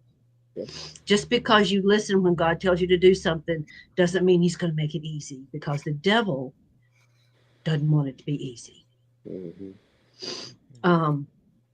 A thief does not break into a poorhouse. Satan does not break in where there's no value. So understand that just because you are a Christian and you're trying your level best to be faithful and worthy, I'm not telling you it's going to be easy. But I have always loved acting. Always loved it. Always wanted to act. And when my kids got to be to the point where they could fend for themselves, or the dad could handle it, they had to get old for that. Did I say that? I didn't make that face out loud, did I? Then I could return to what I loved so much. And about that time, a small community theater opened in our area, and I went down there, and I did makeup, and I did stuff without getting on the floor and acting. And then the show Annie came up, and I thought, oh, I want to be Hannigan so bad. Not the pretty role, girls, not the pretty role. And I auditioned, and I still had my chops, and I got that role. And the little girls that were in that play will still come up to me and say, I love you, Miss Hannigan. If I gave that to one kid that didn't get it at home, my job is done. The theater that I work at is very much family friendly, very much train them up in the way they should go, very much give the people that don't have a chance. I'm going to plug it. It's called 246 The Main in Brookneal, Virginia. And they give kids that don't fit into the baseball league or the football league or any of that stuff, they give those kids a place to land and feel comfortable and loved and empowered and encouraged. And if my being there gives them the opportunity to see just a little bit of Jesus, I'm in. After doing that for a little while, there was an audition for an ill-fated film called The Trump Prophecies. And that was when the self-tapes first came out, and I'd never heard of them. And I'm like, oh, that's fun. So Stephen Schultze was the director, and he put out this call for an aristocratic lady. I went, I could do that. So I sat down in my chair in the living room. I did my self-tape. I sent it in. 2 days later, Stefan calls me. He says it was perfect. Are you available? Suddenly I'm back in film in a Christian environment. And I have been auditioning and working pretty steady ever since. Don't give up on your dreams. He gave you your talents for a reason. And always say yes. Say you're willing, Lord, I'm willing to go where you want me to go. Now, I wasn't getting a lot of roles because I had pigeonholed myself into, I will only take Christian roles. I will only play the angel. I will only be the matriarch of the family. I will only play the Virgin Mary or the mother of Jesus. You know, and, no, that didn't fit me. And I was having my conversation with God one evening, and he said, Suzanne, listen to me. Look at me. Listen to me. I can use you on any set. Stop getting in my way. I'm trying to put you out there where I need you. And I said, oh, hey, I can do that. Now, granted, I'm not going to take the name of God in vain. I'm not going to take my clothes off, and I'm not going to say any of those major cuss words. It ain't happening. Those are my boundaries. So far, I've not had anybody tell me no because I questioned some words in dialogue, or I said, no, I'm not doing that. It's never been an issue, even on a secular set. So stand up for yourself, have your boundaries, and say yes when God wants to send you somewhere, because he will bless you for it. You will meet people like Logan and Anthony and Jenna and Noah and Colby and Justin. And you will meet all these people that will pour into you, like Rose LaRue and Laura Holt and some of my other dear, dear friends. Just say yes when he wants to send you somewhere, because you ask him to open the doors, he will do that. But you be sure to tell him to shut the doors he doesn't want you to walk through. That's huge. So good. That's huge. Okay, I'm done. It's hot in here. Well, you know, I have on my anti-merch, and it's hot in here, and yes, get your anti-merch and you will never be cold again. Anyway, Suzanne, I've just got to say, I've never heard you share that testimony before, and it all like came on me at once, and I was just, I was feeling the emotions there. People that know me well, like some of the people that are on this thread tonight, they know some of the details of what I just told you. It's an absolutely wow. I don't even know the words to give it justice, but you have to remember, I'm also 65 years old, and I've had a long time for some of this stuff to happen. Don't rush it, people. God's got a timetable for you. Right. I thought I was done in my 20s. No. I'm just getting started. Right. I'm just getting started. I mean, you look at the ministry of some people in the Bible. I feel like we can often get so bogged down on people. Like we look around people around us. We look at everyone like who's successful by the age of 6, or like in their 20s and their teens. But it's so interesting. It's like you're talking about the ministry that the Lord's allowed you to have here. And it reminds me of like I was talking with somebody recently who was saying, like I'd be 20, but I graduate. Like, what am I doing? Like, I feel like I'm still behind. And I'm like, no. Like we have people in the Bible who are like Ezekiel, who are 13 and are a prophet and doing ministry, and then you have people like Moses, who took years and years and years, and finally by the age of like in his 60s, 50s, right, where he finally was able to go and then fully start his ministry.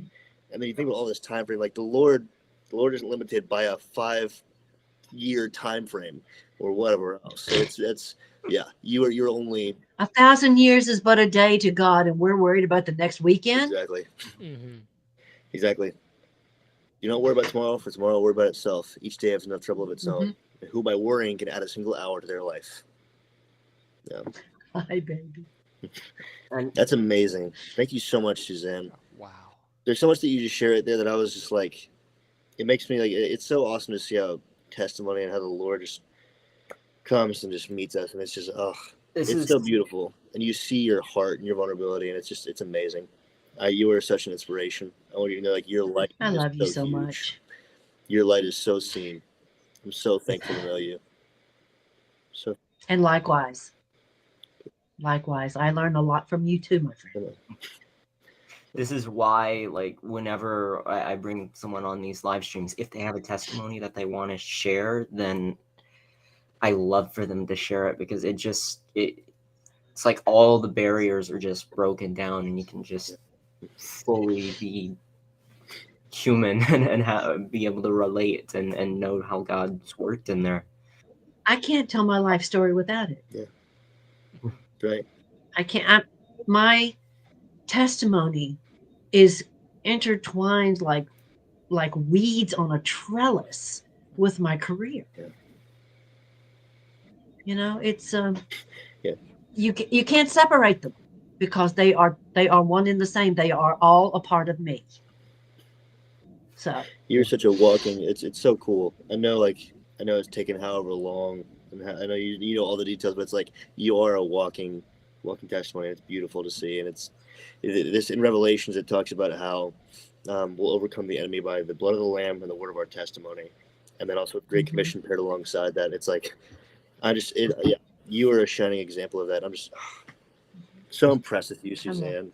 So impressed with you constantly. That's awesome. Like, it's so cool to see. Like, praise God for fellowship like this. You know, like, oh my goodness, especially in the world we live in. We're not going to be surrounded by this, and that's totally fine. Like, we're called to be on the mission field. We're called to be ridiculed and whatever else. And we're called to look at our ugliness and see God's beauty, and see how He restores us, and see and I just thank you, Suzanne. You're welcome. All right, everyone. I just want to say to please stick around and share this live if you are able to. We are going to be showing the scene, revealing a scene from the pilot very, very shortly from now. It may or may not involve Suzanne. Yes, very well. There's a very good chance of that. We did tease at it earlier.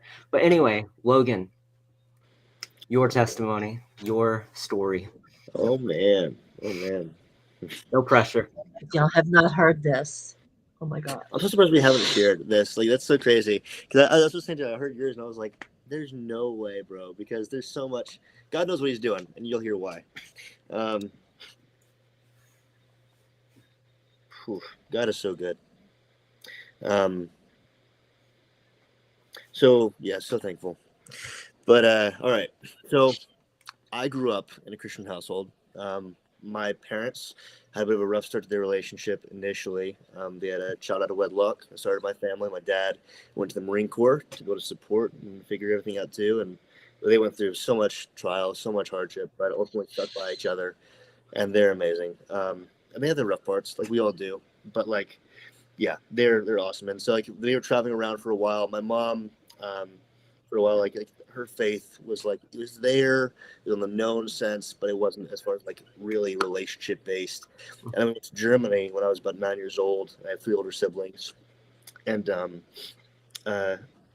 so like my mom over there with being surrounded by a completely different environment, no TV, no any of this, was able to find her faith, and that's what really brought us to church, going and attending more prevalently. And I had at a young age, I had an understanding of God, and I did remember having a real genuine interaction with Him. And like I got baptized when I think it was around like 10 or 11, and so thankful for my parents at that point in time too.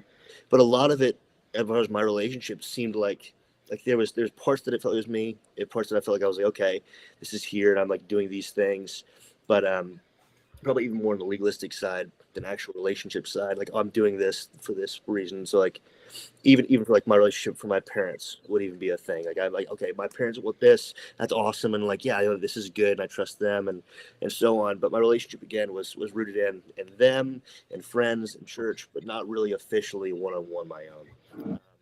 And so I went to sports. We played all types of sports: wrestling, football, soccer, you name it. And we're surrounded by constant travel every 2 to 4 years. So what that leans itself towards is a bunch of different types of interactions with different communities and different people, which is awesome. But there's also, it gives way for me towards a sense of people pleasing and a huge sense of a chameleon that is people pleasing.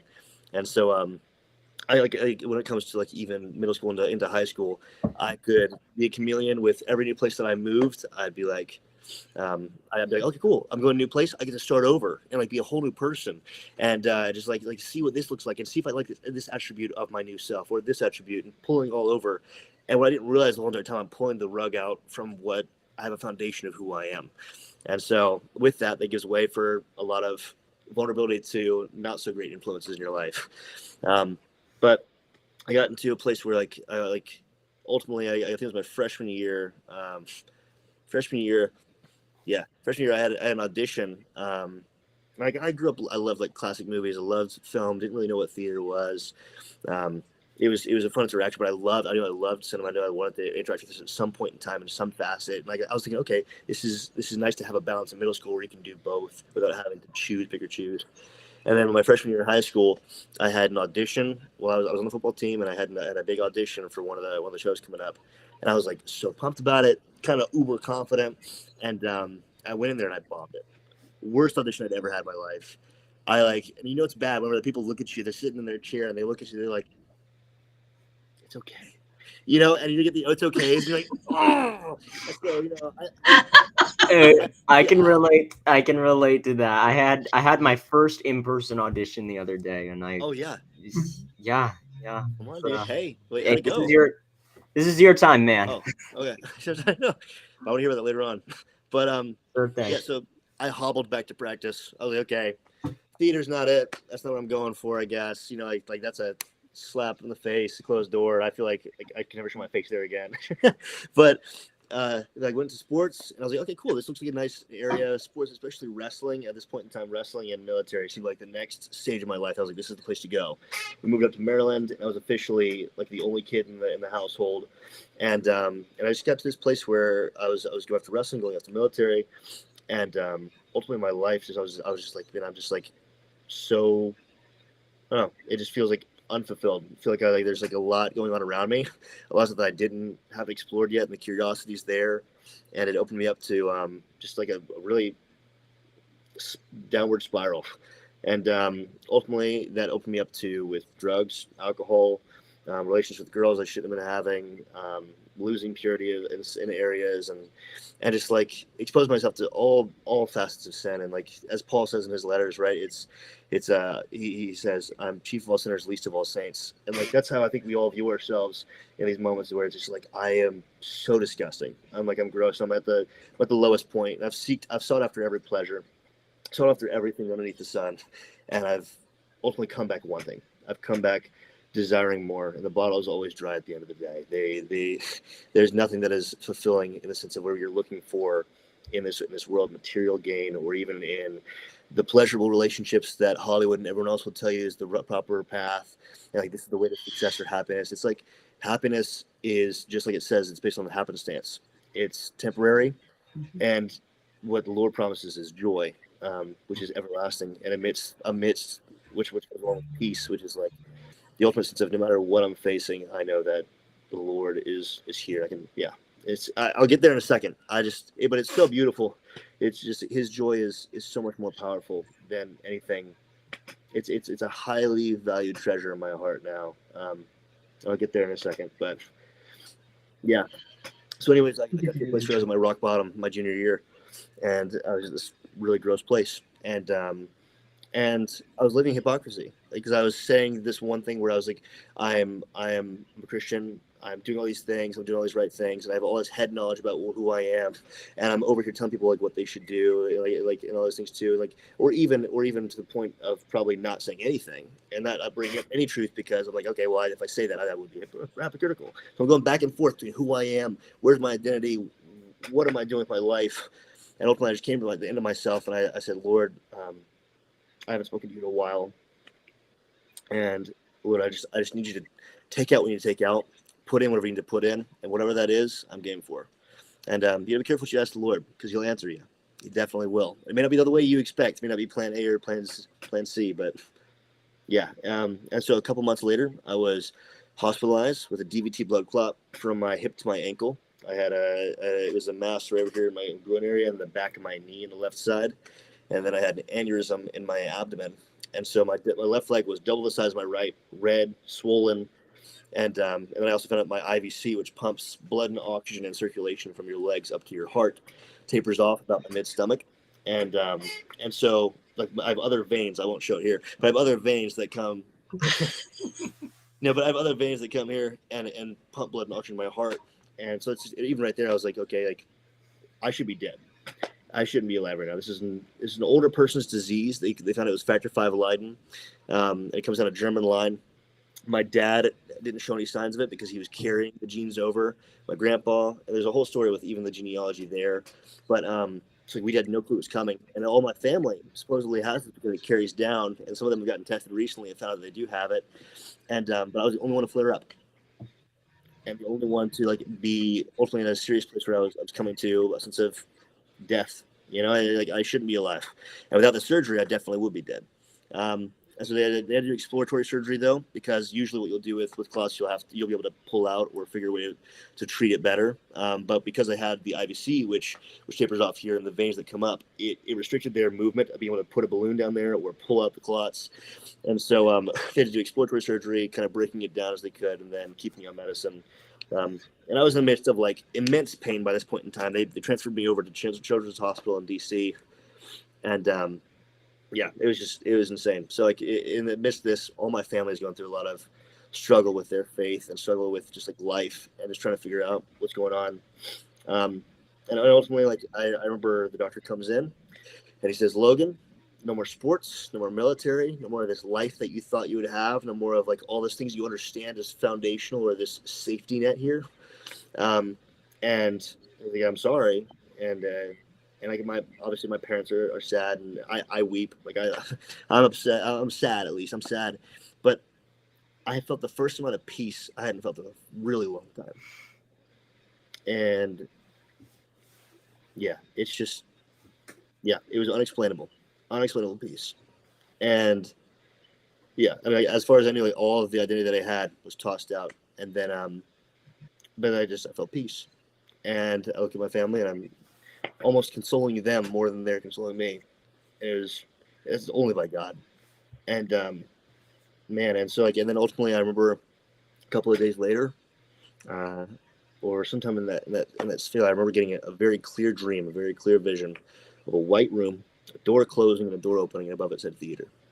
And so I've been walking through that ever since, been holding on to that, and then going into my senior year and figuring out what life looked like, figuring out who I am, seeing what this new path looks like, then finding liberty. That was a whole entire God thing too, like interactions that were absolutely divine encounters.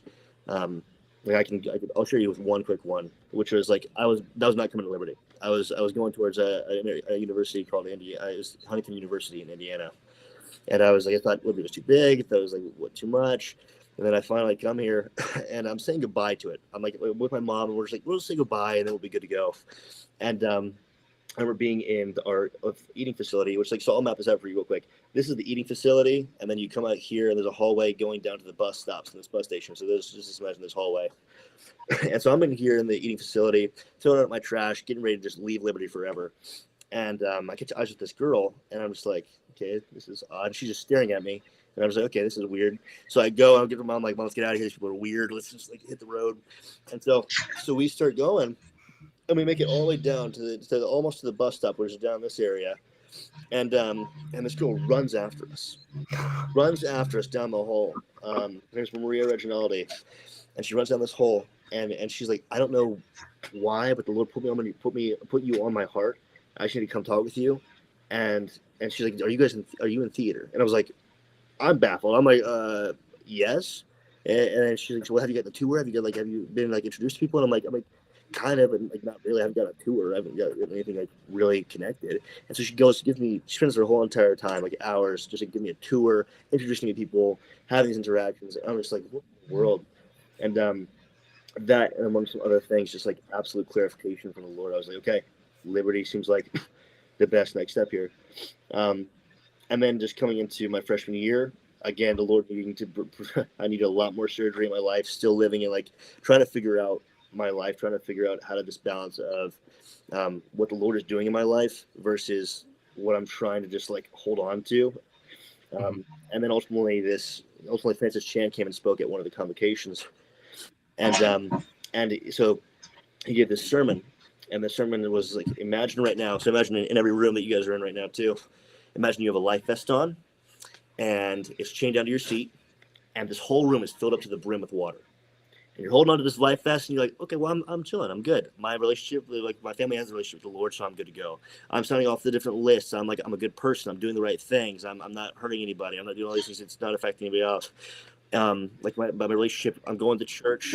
My friends have a good relationship, all these things. But the whole entire time, you don't realize that you're drowning. Because you're not. What you're doing is you're just holding on to this thing that you think is a life vest, which is the people here, and you're not holding on to the true Savior. And so he said, like, take this off and actively have a real relationship, you and God, because without that, like no one that you know, even in your family, whoever else, when it comes to Judgment Day, is gonna be there with you. It's gonna be you and God. It's gonna be you and God. And it's just this huge importance of listening to the relationship with you and God individually and making it your own. That doesn't mean make it up.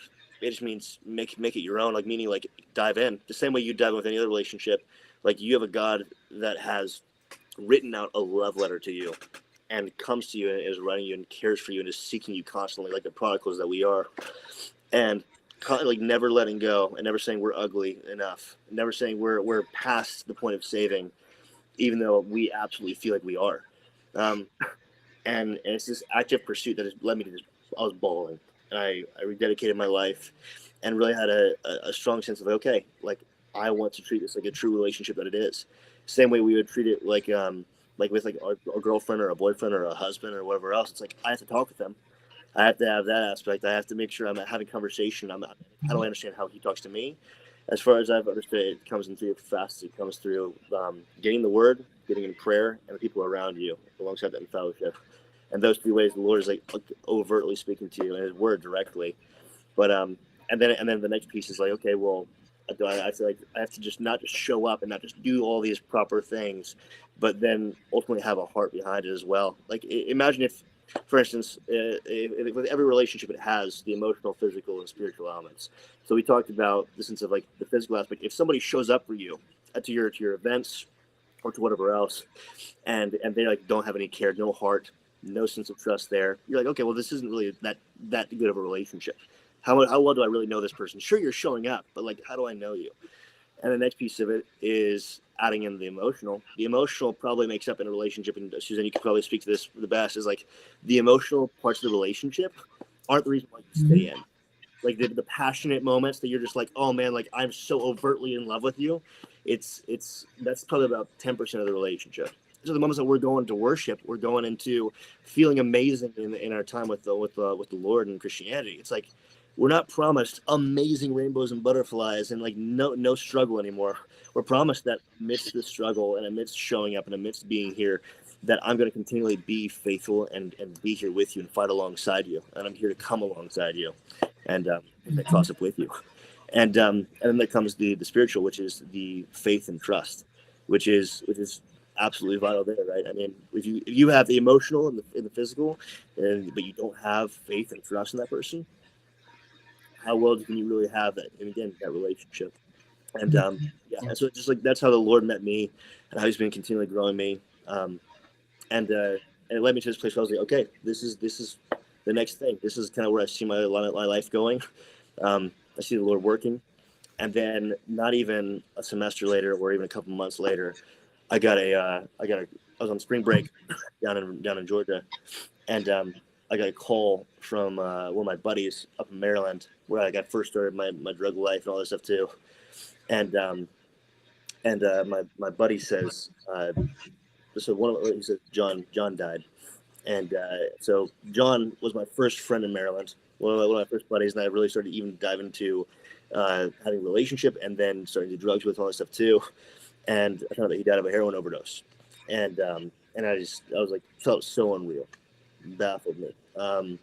And so we ultimately, I left that spring break and went up for the funeral, and I was able to see the Lord just continue to work in me about like even just like this sense of like sharing the gospel and needing to share this and the fragility that we have because tomorrow isn't promised.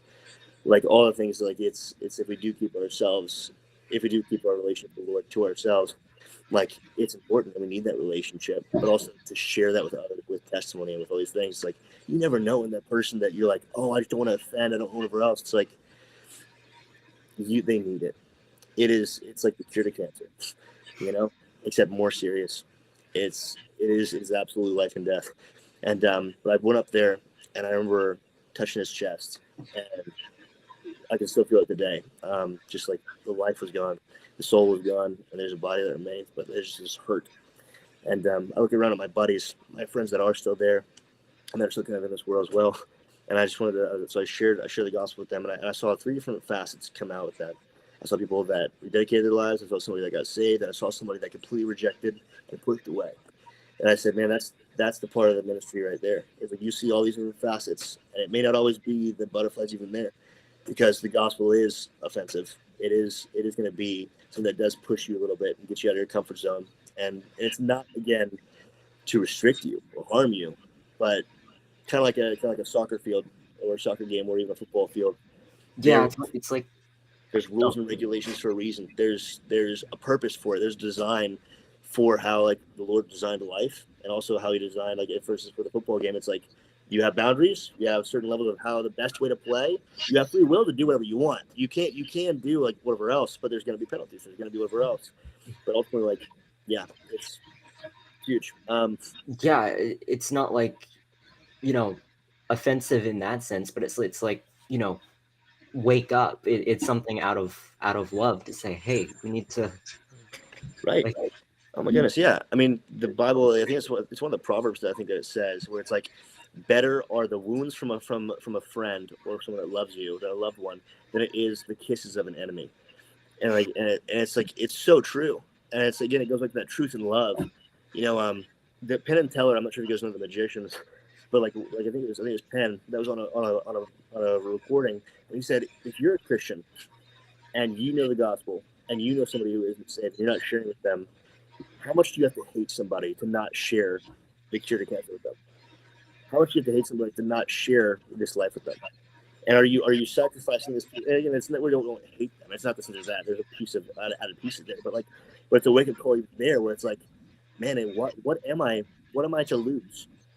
I mean, what we're called to do is plant seeds and pull forward, and it's so interesting. But yeah, and it's one of the things I had to explore there though was those convictions and opinions and diving in there. And it can't just be again anybody else's. It has to be me and the Lord working this out in the Word and figuring out what's next. And the Lord's been guiding me since then. He's opened doors in ways that like I can only point to Him. Like there's so many things, like even using COVID as one of the craziest things that happened, like that nobody saw coming. The Lord used what while the industry was falling apart and like on standstill, the Lord opened a door and another door and another door to lead through professional opportunities and leading to where I was able to work with people who were in Turning Point Studios and Wild Activity as well. And it's just like it's baffling, and I have nothing to say but like just like ultimately I don't what I come and say to these people is I say, don't close the doors the Lord hasn't closed yet. Keep knocking, seek and you shall find. Right? He says that His word and His guidance is like a lamp unto our feet. And we may not see the whole entire picture down the line, but we have next steps. Sometimes that is to wait. But I also the encouragement there too. No matter where you're at in your story, whether you're young, whether you're old, wherever, there's no wasted time. I don't believe in it. I don't believe it unless you are actively walking in sin, where it's like and even then, the Lord has taken that and used it and twisted it and they made it in a way that is honoring and purposeful to reach out to somebody else and say, I know that pain that you're going through, and man, it sucks. Let me come alongside you and show you a better way, or something that I know is joy. Yeah, it's the Lord has been amazing, and yeah, I obviously I'm still flawed. I'm not perfect, and consistently gonna be growing, and consistently be needing surgery. But the Lord has been so faithful even when I'm not. And I know that I'm so immensely grateful for that. energy, provided amazing people in my life for the fellowship there. So that's my testimony. That's key pieces, at least. Well, I don't think I've ever heard either of your testimonies in as much detail as what I've have tonight, but I've just got to say, I am so thankful that we've been brought together, that God's brought us together, and I know he's had this planned, and like, not just with working with you to help tell these kinds of stories and, you know, continue the story with Anti, but just as, you know, as a friend, to be able to connect with both of you and to have you in my life. It just feels so good to know you, and it's something I'm really thankful for. Likewise, brother. All right. So anyone, we're gonna be very soon gonna be having that Q&A with Suzanne and Logan. So go ahead, start brainstorming your comments or questions, whatever they may be, down in the comment section, live chat. But the time has finally come to reveal the scene. So, does anyone you want to send this to, do so now, because they're gonna get first sneak peek of Anti starting now. And give me a second to pull up the video. All right, here we go.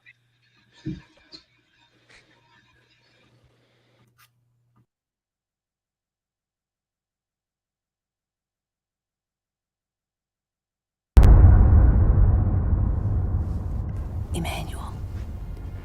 Manny. I need you to answer me.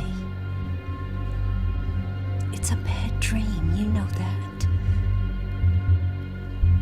He can't hurt you. What did you say? I said it's a bad dream.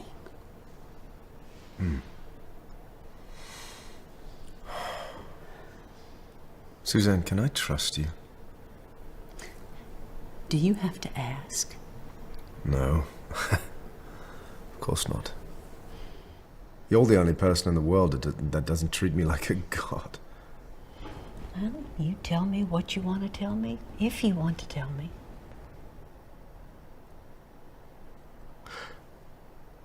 I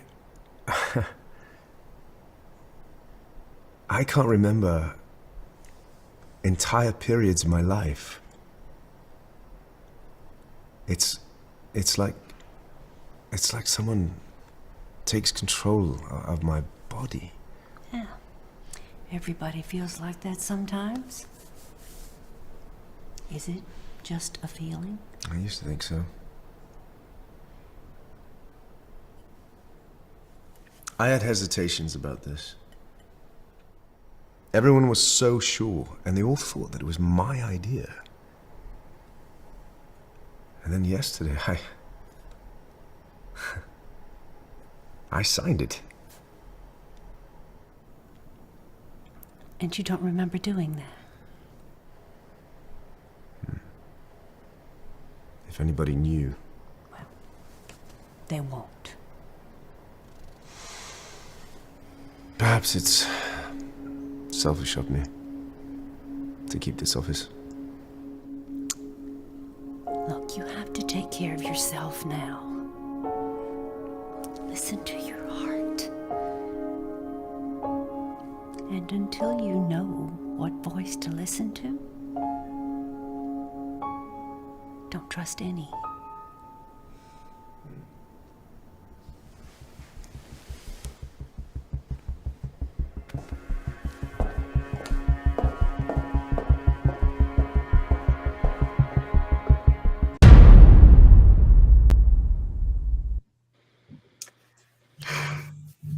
I've seen that scene so many times, but every time it is one of my favorite scenes. And that's only one.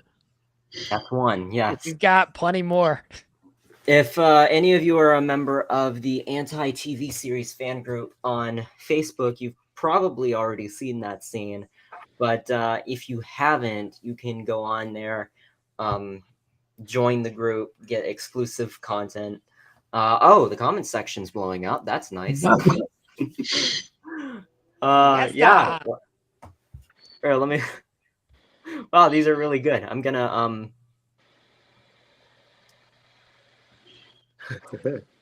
Wow, they're okay. They're coming in quicker than I can keep up with them. But anyway, thank you for that.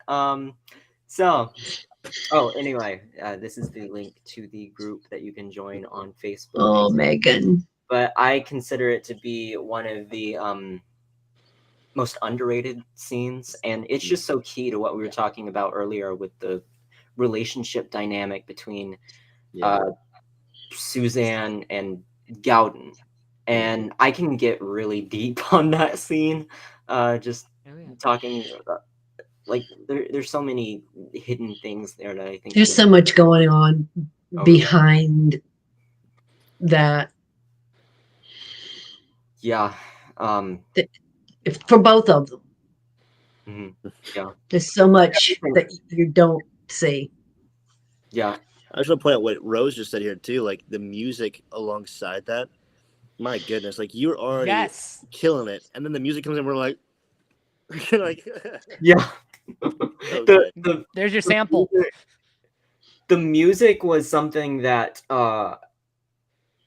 I just cannot believe how the music turned out for this thing. Jake Ram, our composer, is an absolute genius. Come on. Yes. And I cannot wait for you to see his work. And I want to get him on a live stream sometime. But oh, yeah. You're so sweet, Suzanne. That was awesome. Yeah.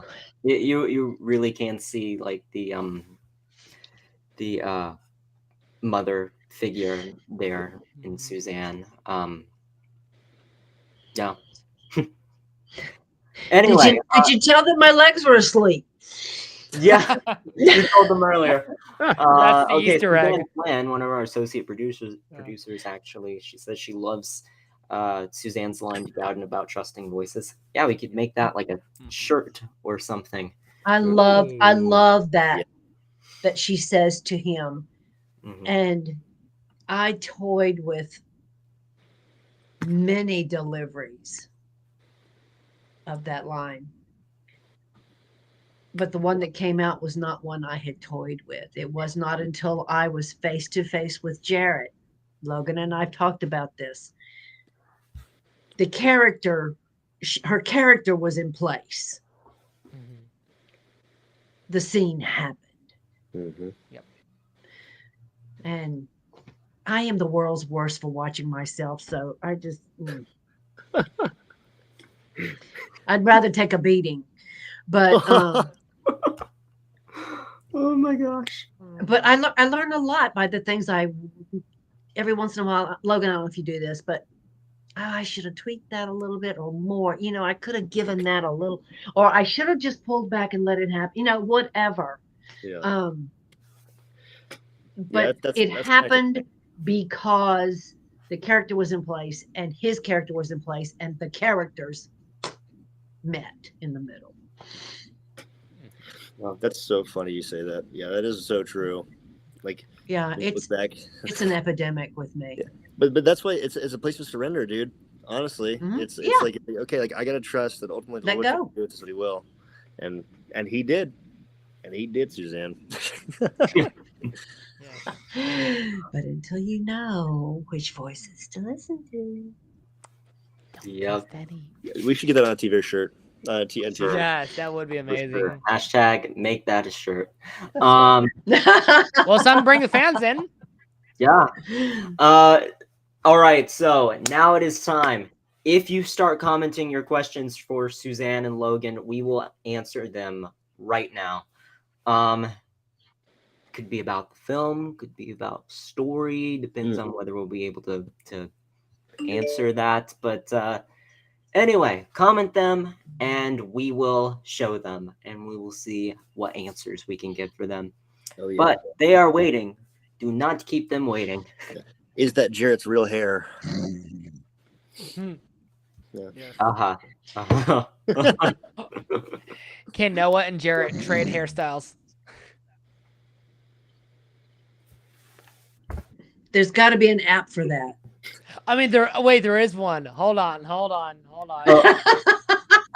That's something for the Facebook group to play around with. Yeah. Oh yeah, I've never seen this one down the way. This is kind of for you guys especially, but. Oh yeah. Oh. Sarah, I will. Yes, I will answer this one a little bit later. Colby and I will be taking a Q&A after Suzanne hop off. But before we end the stream, for now, I'm saving questions specifically for Suzanne and Logan. But that is a great question. Thank you so much for We'll asking. get back to that one. Yes. Yeah, thank you so much.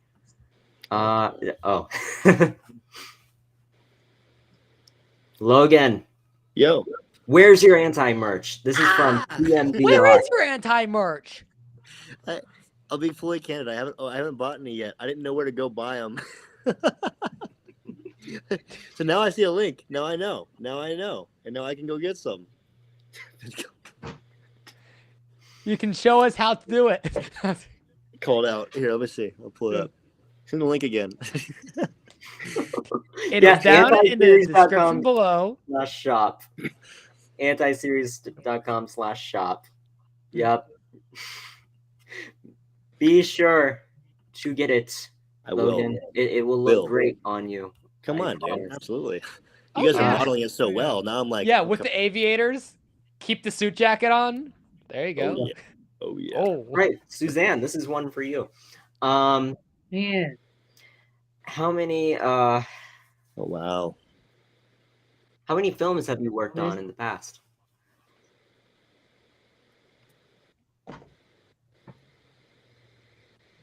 Have you lost count?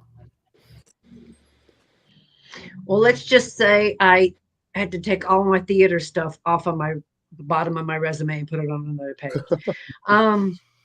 I think I have done about between 25 and 30 shorts. And I'm going to say 7 or 8 features. Wow. That's a guess. He is seasoned. That's a lot. Yeah. I just finished 2 features. Yeah, it's probably about 8 features and between 25 and 30 shorts. Come on. And then that doesn't count TV and commercials. Yeah. Oh my goodness, I can't even imagine. Oh my gosh. What she's trying to say, but I'm old, is that she's had experience. She's had a lot of experience. But all of that has come in the last 8 years. Yeah. I don't put any of that 1980 stuff on my resume. It's irrelevant. Keep it renewed, right? Yeah. I mean, I can say, more if you need it, but yep. No, I don't do any of that stuff. That's right. Oh, age is but a number. So Sarah, who asked the question earlier, what makes Anti different from other end time shows / movies? And 2, what do you hope to accomplish with this project? What is your why? She would like to hear that from you 2 as well. So sure. I'm going to be honest. I think you could give great answers to that. So yeah, absolutely. For me, it's different because it's not your typical red devil with horns and a tail coming in and creating havoc in the world. It's not all fire and brimstone. It's very covert in the way it's delivered. And it's going to make you think, where so many of the other end times throw end time in your face and this is how people dealt with it. This kind of lets you in on being a part of it, if that makes any sense. It's sort of sci-fi. It's sort of, I don't know, but it's this is the one film of this nature, in my opinion, that gives it more of a human element. Yeah. Very much. No. Yeah, I think it's that is really interesting. Yeah, I think that I fully agree with the sense of the biggest thing I'll say. I guess there's two huge things that I think stick out that separate this from the other end time films, and she mentioned both of them. Which one of them is like the covert nature, and there's obviously going to be spiritual warfare in end time films, but showing like I think oftentimes we look at it like a lot of the films they're like absolute like anarchy right off the gate, but it's like no, I mean like the same way that's a slow fade with a lot of things. It's the same thing with this. Like they're just trying to cover in some areas and be like, okay, that was kind of weird, and I don't know how to explain that, so let's just cover that area too. And so there's a constant sense of like trying to manage what's left, and showing that, and that's really interesting. But then it goes into the sense of the character studies as well. Like I don't think I've ever seen anything that goes, especially not into the character of like the Antichrist, of looking like a character study there. And then exploring humanity, exploring the sense of the wrestling with the spiritual element individually. I think that oftentimes we'll see in some of the movies is like you'll see again the melodramatic, absolute good, absolute evil, and like they put little bits of there of like little pieces of flaw. But I think that this has some good. I think this points to some good understanding of like okay, like these are real people interacting with this too, not just caricatures and not just. Yeah, so I think it's an interesting character study. I also think, I think the last point she touched on as well, it's another realization, is the environment around us right now. Again, it seems pristine. It almost seems like everything's okay. It almost seems like well, we're trying to just manage everything. Like as far as the out physical, just like, we're just all trying to manage this, and then like, there's so much. It's like all the garbage that's happening underneath is like that adds the tension amidst this juxtaposition. I think it's just that. I think it's because there's a juxtaposition, because there's antithesis in this film, that there's a constant like, oh, like, I'm on the edge of my seat because I'm like, what's happening right now? Why is this shown this way? Whenever I think it's leaning this way. Yeah. So it's a good little wrestle, I think. Yeah, it's something that there are a lot of points in the show where, especially with the series too, where it does feel almost okay, like not that different from the time in the world that we're in right now. Like, I mean, there's a different settings because it's supposed to be like the 2040s in the future, but yeah, that's another thing. I'm trying not to date it right now. Go too futuristic with it, I guess. Like, just what's believable 20 years from now. Yeah. But actually, I do think I'll go ahead and answer this question now. One thing that I guess it's not really the main thing, but it's certainly one of the big things as to what I think makes this show different is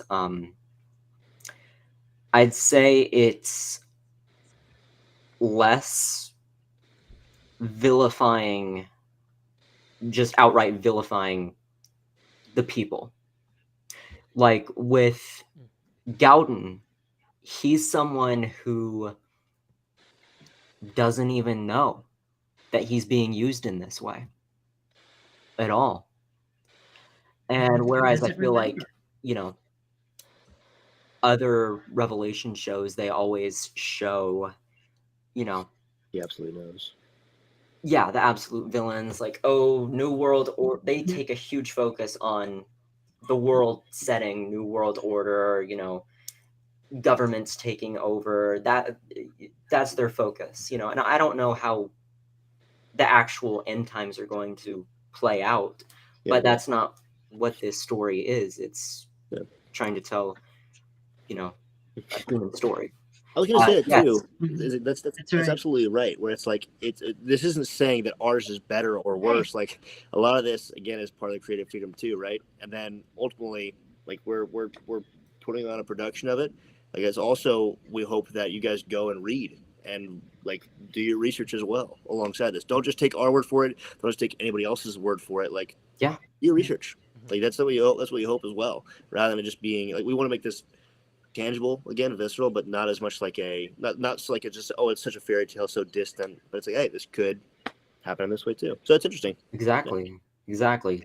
I can't wait for y'all to see the whole thing. Oh, yeah. I can't wait for you to all to see the whole series. That's what I'm saying. That's what Yes. yeah. It's you know, the people, like with Gaudin, they're genuinely trying to do good.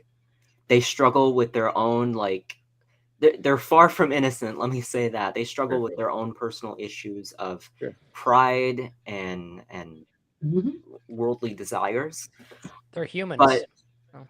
you know, they genuinely are trying to do good that's good in the world that they're living in, but they're misguided and they're dependent on themselves and not the actual source of good. Like, you can try to do good, but you're not going to succeed at it if you don't have good itself, which God is good itself. I mean, in a world that we live in right now, there's a constant influx of like, okay, what is good? What is right and wrong? And so if you're making it up on your own, you know, it's, again, the slow pieces of the slow fades of like, there is morality, there is absolutely good and evil. And then from there, we find the gray areas and we just pull it out more and more, what feels appropriate, what feels right, all these pieces. But yeah, so it's not like, anybody is like, I think this even goes towards even for Christians, like a question for ourselves, like what is our relationship with the Lord looking like? What does the end time possibly entail, and does it include, like, if I was there, like, it's interesting. It's interesting. And hopefully you guys wrestle with that. I'd say, like, there are a lot of things that Jenna and I, with the future of the series, you know, it's kind of very, very subtle in the pilot, but with our own personal spiritual journeys and walks with God and just growing in our relationship with Him over the years and the ups and downs, I'd say we incorporated a lot of that into the story, just on what it means to have a relationship with God. And I think we're at some point the series is going to visualize that in a way that I think hasn't really been shown a lot in film. And it's just a very human story, and just really, I'd say, show what it means to be human and the struggles that we face and the importance of reconnecting with our Creator. And in that sense, you find yourself and who He meant you to be. Yeah, that's just that's my take on it. That's my passion. I just want them to know Him, and I want to tell this story in a real way. That's going to take time. Like, you can't force or rush something like this. That's why there's 8 seasons. But anyway, yeah, Colby, you're the one in the room. You're the elephant in the room who has not spoken. Thank you. Yes. What I love about this show, because with the end times, genre and theme, what I love so much, and it shows on the website, this show feels very much like a devotional message that us, both believers and non-believers, can take in here in a moment. And as the theme of, is anyone beyond the point of redemption? And at the end of the day, that's just what I love so much about, through the character stories, through basically the testimonies of what we see in the show, we see that's like, nobody's perfect. Everybody has their mistakes, but is anybody that far away from their second chance, from accepting what Christ can do in their lives, what Christ can reflect to others through you? And that is what I love so much about this show, is that it's not just a question of what if it's going to be like in the future, but also what we can do now in our everyday life as we're going along in this faith journey. That's good, man. Yeah. Well, I'm gonna see if we're getting a lot of good comments now. We're getting plenty of thank you, questions. everyone. Yeah. Yeah. I'm gonna comments. I'm gonna see if we can go for 2 more, and then I'm gonna let you guys go. But yeah, thanks so much for coming on. This is I said this was gonna be a short live stream. That just goes to show how much. Why do you? No, we've met you. We've met you and Colby. No, we haven't even mentioned how long our phone calls are typically. Oh, but I was gonna say, like, This even man, with, no, I think this man right here, he'll just like call me up. I'm in the car. I'm like, hey, what's up? And then I blink, and it's like 4 hours later, and like we're still. I don't even remember what our conversations are about anymore. At least like 80% of it is anti. Just kidding. 60% of it is anti, and it's just, yeah. This guy talks. In case you haven't seen. Yeah. He officially talks more than I do, and that's a compliment. If you guys can see, but you guys can see, even with getting us on here, like we're all 4 of us are talkers. So Yeah. We're like 3 hour. We're 3 hour talkers. It's a war zone.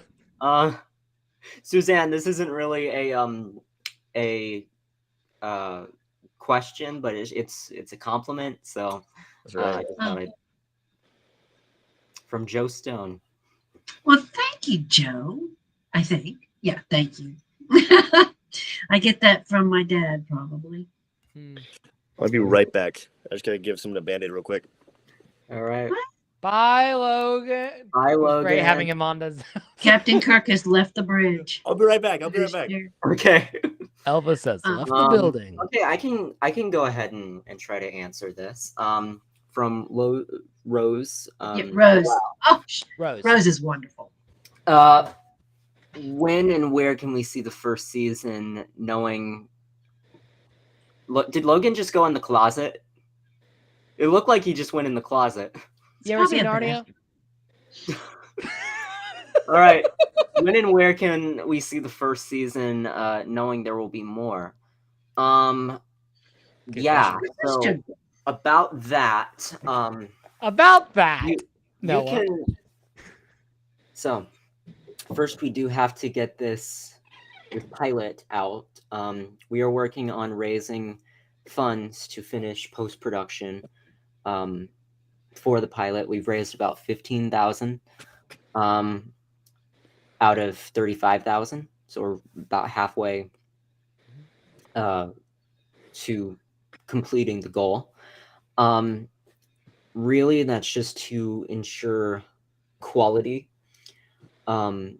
for every element with this film, and then we'll be releasing it for the public.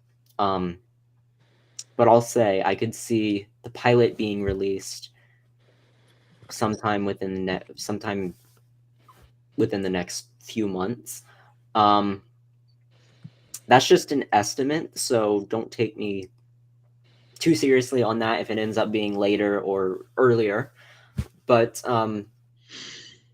yeah, I mean, really just depends a lot on where we're at with fundraising. But if you are able to donate, you can go to antiseries.com,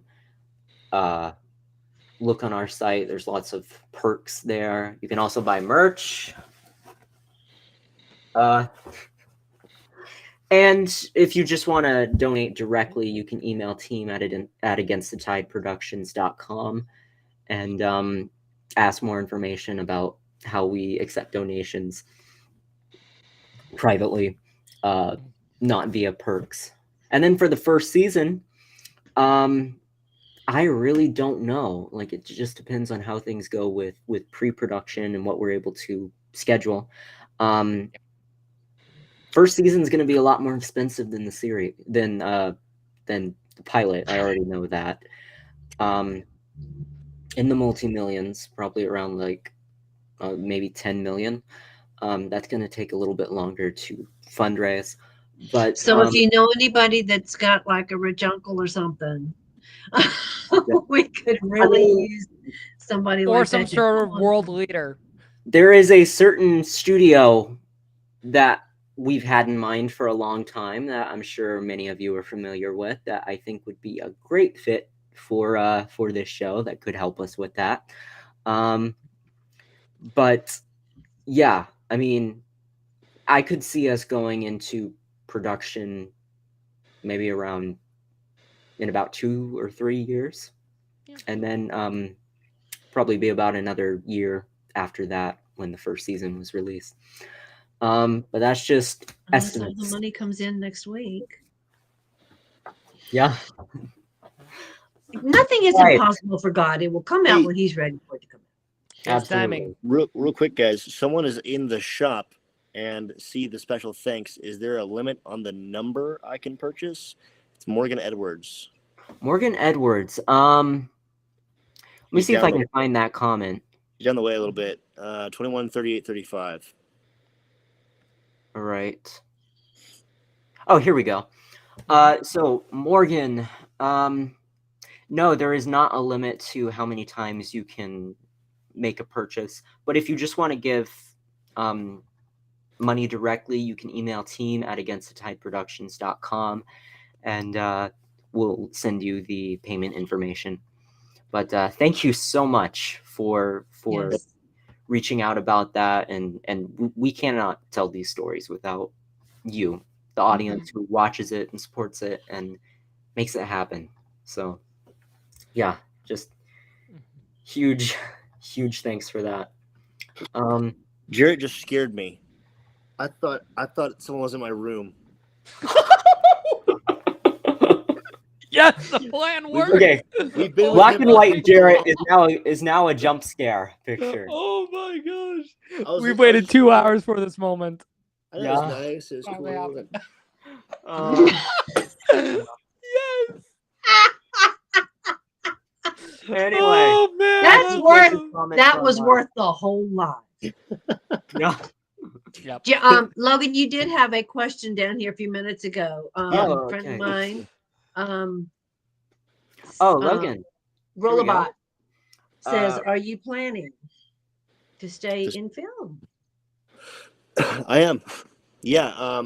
So yeah, right. I'm looking at film voiceover and film, TV voiceover. I'm open to theater as well. I think about my passion though right now, and my calling feels like it's belonging in film and voiceover. And then also like I love using this for ministry as well. So like, if we have opportunities to go and travel somewhere, like anything with that. I love working with kids. It's all of it. So whatever the Lord has in the store, I'm open for. And even if that means tomorrow theater's taken away, all this is taken away, what you got, Lord? So I'm pumped for it. Attaboy. Yeah. That's the attitude. Awesome. Yeah. Awesome. Just trying to see if there's anything else here before I let you guys go. Oh, this is what my mom has to say. Poor Logan. You're Logan. Yeah. Oh, we'll answer this real quick. Yeah. So is Anti a bit like an origin story? Yes, I guess you could say that. It's the origin story, the present, and the final chapter. It's 8 seasons, so It's all the stories. it's all the story, yes. But All the all the stories. elements. All 8 seasons of them. But thank you for that question. Really, I think we have covered everything. Yeah. But anyway, just thank you so much for coming on, guys. And You're welcome. I could never have imagined how well this night could have gone. Real quick before All you balls in the air, you know. real quick before you jump off. So Yes, sir. I'm you listening. guys saw a near finished version of the film earlier today. What's one thing you'd like to say to the supporters watching right now, and what can they expect from this pilot? A huge thank you. There's no, you've already said it. Thank you, thank you, thank you. We couldn't do it without you. And frankly, I'm just excited to where this can take all of us. The journey of this story, thanks to the backers, thanks to the supporters, thanks to the people that are out there pushing it, thanks to the people that want to see it, they will make sure that the people that need to see it get it. Yeah. Ultimately, yeah. So thankful to the Lord for this opportunity and for blessing us with being able to share this with you guys. Yeah. I guess I'm praying for you guys' hearts as well, just like as praying for open hearts with it. I think, with all of this, I'm excited for you guys to experience this story and wrestle with it. I think good art asks more questions than it answers, and that's what this does. I think this asks a good amount of questions, and it makes you question, like, oh, that's interesting. It makes you dive a little bit deeper. I think it's what art does, and yeah. I think it's pretty powerful. I think you guys are gonna really enjoy it. I was really shocked. Usually I can tell a story coming a mile away, but it's pretty good. It's a good twists and good turns, and it keeps you on your toes, so it's nice. I can't really compare it to anything, which is good. Like that's kind of the question. Is like, what does this remind me of? I can't really think of anything right now, which is good. So. Yeah, I'm excited for you guys to enjoy the journey alongside it, and I'm thankful you guys are already here. I will tell you one thing. I don't know if any of you have gone to see Nefarious yet. Oh man, no, I haven't. I saw a scene and it absolutely. Number one, just go. I think I saw a clip for that, and like I was gonna share it in the anti-fan group, but I really think it's gonna be a great It kind of paves the way for it does some of the things. When people ask me about it, when people ask me, well, describe it to me. If they haven't seen Anti, they won't understand this reference. But Nefarious is Silence of the Lambs meets Anti. So now at least the three of you can go see it and understand exactly what I'm talking about. I'm pumped for that. It is a thought-provoking, conversation-starting film. Yeah. And so just a warning for you guys too, like it says R on there, but apparently I've heard that it's literally just like it's Passion R basically. It's language. Yeah. There was something that would happen with it that like the critics were hating on it, but then like the audience score, so the critics I think it was like 29 and then the audience score was like 90. It's insane. And it's awesome. I think it's just challenging. It's good. Oh, and guys, it seems it's gonna look a little scary, but I heard that there's no like gore. I've heard there's like I heard it's really, really good. It's really good. And you see that guy way over there, the bald guy that's in the back of Logan's room? Mr. Lemaster. Yeah, the one that startled him a few minutes ago. He's in it. He's in it? He's in it. No, he's not. You didn't know that? Yeah. Yeah. Hear it. You never told me. Yeah. He is in a short scene, as is Cameron Arnett. They're both in this. Oh, that's amazing. Okay. Yeah. Jarrett was rehearsing. Yeah. I cannot wait to see that. Thank you for bringing it back up. But You're welcome. It is one of those that could, when people see that and then they see Anti, it's going to be one of those things. It's a thread that is going to work in our favor, I believe. Yeah. All right. So go see it. Well, you've got that note coming from the co-creator of Anti and co-star of Anti. Go see Nefarious. I think it's going to be a pretty good reference point for something. I went by myself. I wanted to see it so bad. I sat in the theater by myself. Don't let the horror ratings or R ratings. No. From it. It's thriller. Probably. I'm not sure why it has that, except for maybe a scene or two.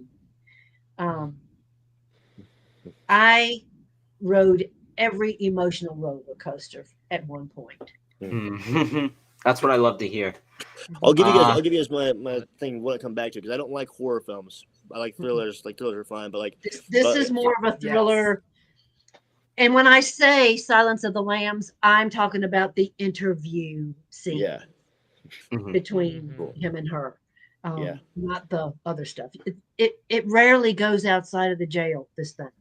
It rarely goes outside of the interview. So, but it certainly does keep you. It keeps you. All right. Cool. Well, thank you so much, Suzanne and Logan. I did not see how good this live stream was going to be, but we've got to get you back sometime. We're going to. Yeah. I'll have my secretary talk to your people. No, like, I want to see if we can get that black and white guy in the corner down there on one of these. You can. Yeah, it's gonna happen. It definitely is. All right. Good night, everyone. Good night, everybody. God bless you guys. Logan, love you. Love you. Yeah. All right. Thank you, everyone. Thank you, Noah. Thank you, Colby. Thank you, guys. Y'all be sweet. Thank y'all. Yeah. Good night.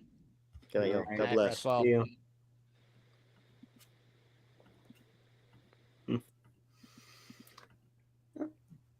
Well, I love our cast. I love our cast. I love our everybody. Oh, let me go ahead and switch the ticker. Yeah, there we go. Oh, and the ticker right there.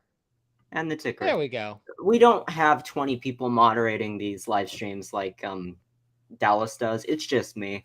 So hi, I'm the enjoy problem. them. It's me.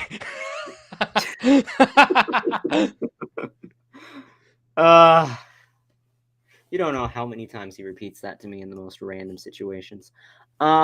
Anyway, before Colby and I jump off, we are going to be answering a Q&A just with us.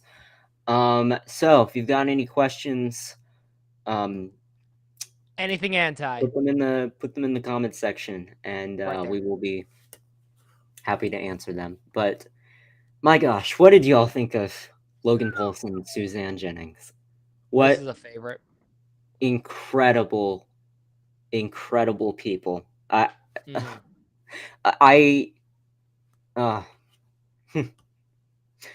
me too.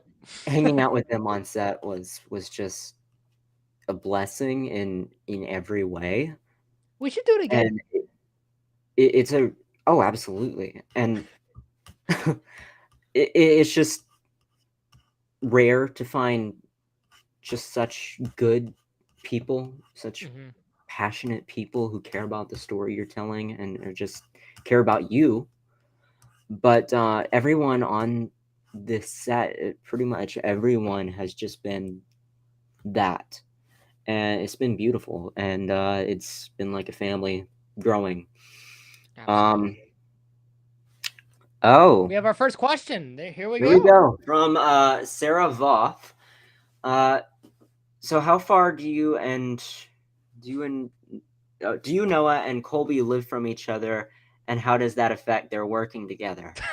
It doesn't really.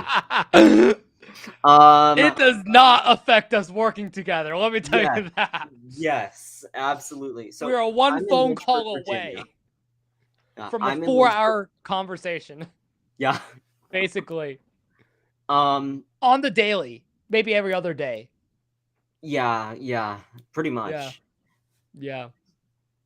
I'm in Lynchburg, Virginia. Sometimes I'm in Cleveland, North Carolina. You probably don't know where that is. And I'm Colby in Atlanta. Is in the Atlanta area. Yep. But yeah, we get a lot done together, and there's a lot that we don't get done together. Yeah. And then we end up talking about it. Yeah, talking about that very thing. Yeah. But and anyway. something we'll talk about nothing either. It's like, what'd you say? Nothing. Oh, no way, me neither. Would you like to comment on who is the person to connect us? About 2 years ago, was it? None other than our lovely producer, Justin Overlander. Yes, and actually, anti, except for in Jenna's and my mind, anti wasn't really a thing outside of no, that. no. It wasn't a public thing. Yeah. Like, this was to get out against the Tide Media. Yeah, this is like back in like the even I don't know if it's the early days of Against the Tide Media. I mean, you were like pumping out a ton of interviews back then, that's for sure. Oh yeah. And I want to get back to that. Like, we have some exciting new interviews on Against the Tide Media that are coming up. Oh yeah. With Chosen and Anti as well. But yeah, I don't see any more questions for tonight. I think we're good. We've gone for almost 3 hours, so. Yeah, it's about 3 hours. All Welcome right. to what a typical phone call is like with him and I. Yeah. In case you're wondering what it's like. Yeah. So, anyway, I'm sorry, everyone. I thought this was going to be a short live stream, but I don't know if I should be apologizing because it really Comment down ended up- below, do you think that he would finish a live stream less than an hour? Yeah. Yeah. Anyway, We should probably get some sleep. We probably should. But before we get off, we are going to be showing the scene one last time if any of you want to watch it. So I'm going to play that now. Anyway, thank you so much, everyone, again, and we should be seeing you on another live stream soon. I've got some pretty exciting Till the ones. next one. Absolutely. Night, y'all. Love y'all.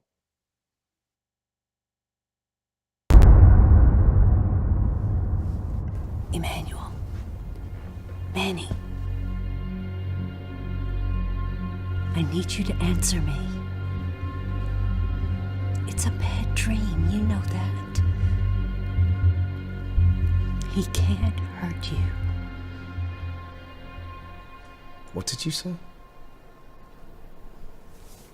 I said it's a bad dream.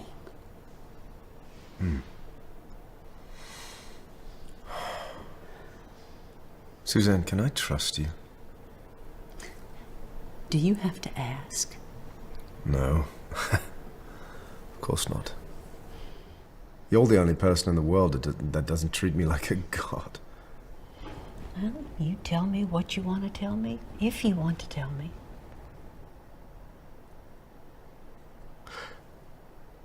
I can't remember entire periods of my life. It's like someone takes control of my body. Yeah. Everybody feels like that sometimes. Is it just a feeling? I used to think so. I had hesitations about this. Everyone was so sure, and they all thought that it was my idea. And then yesterday, I signed it. And you don't remember doing that? If anybody knew. Well, they won't. Perhaps it's selfish of me to keep this office. Look, you have to take care of yourself now. Listen to your heart. And until you know what voice to listen to, don't trust any.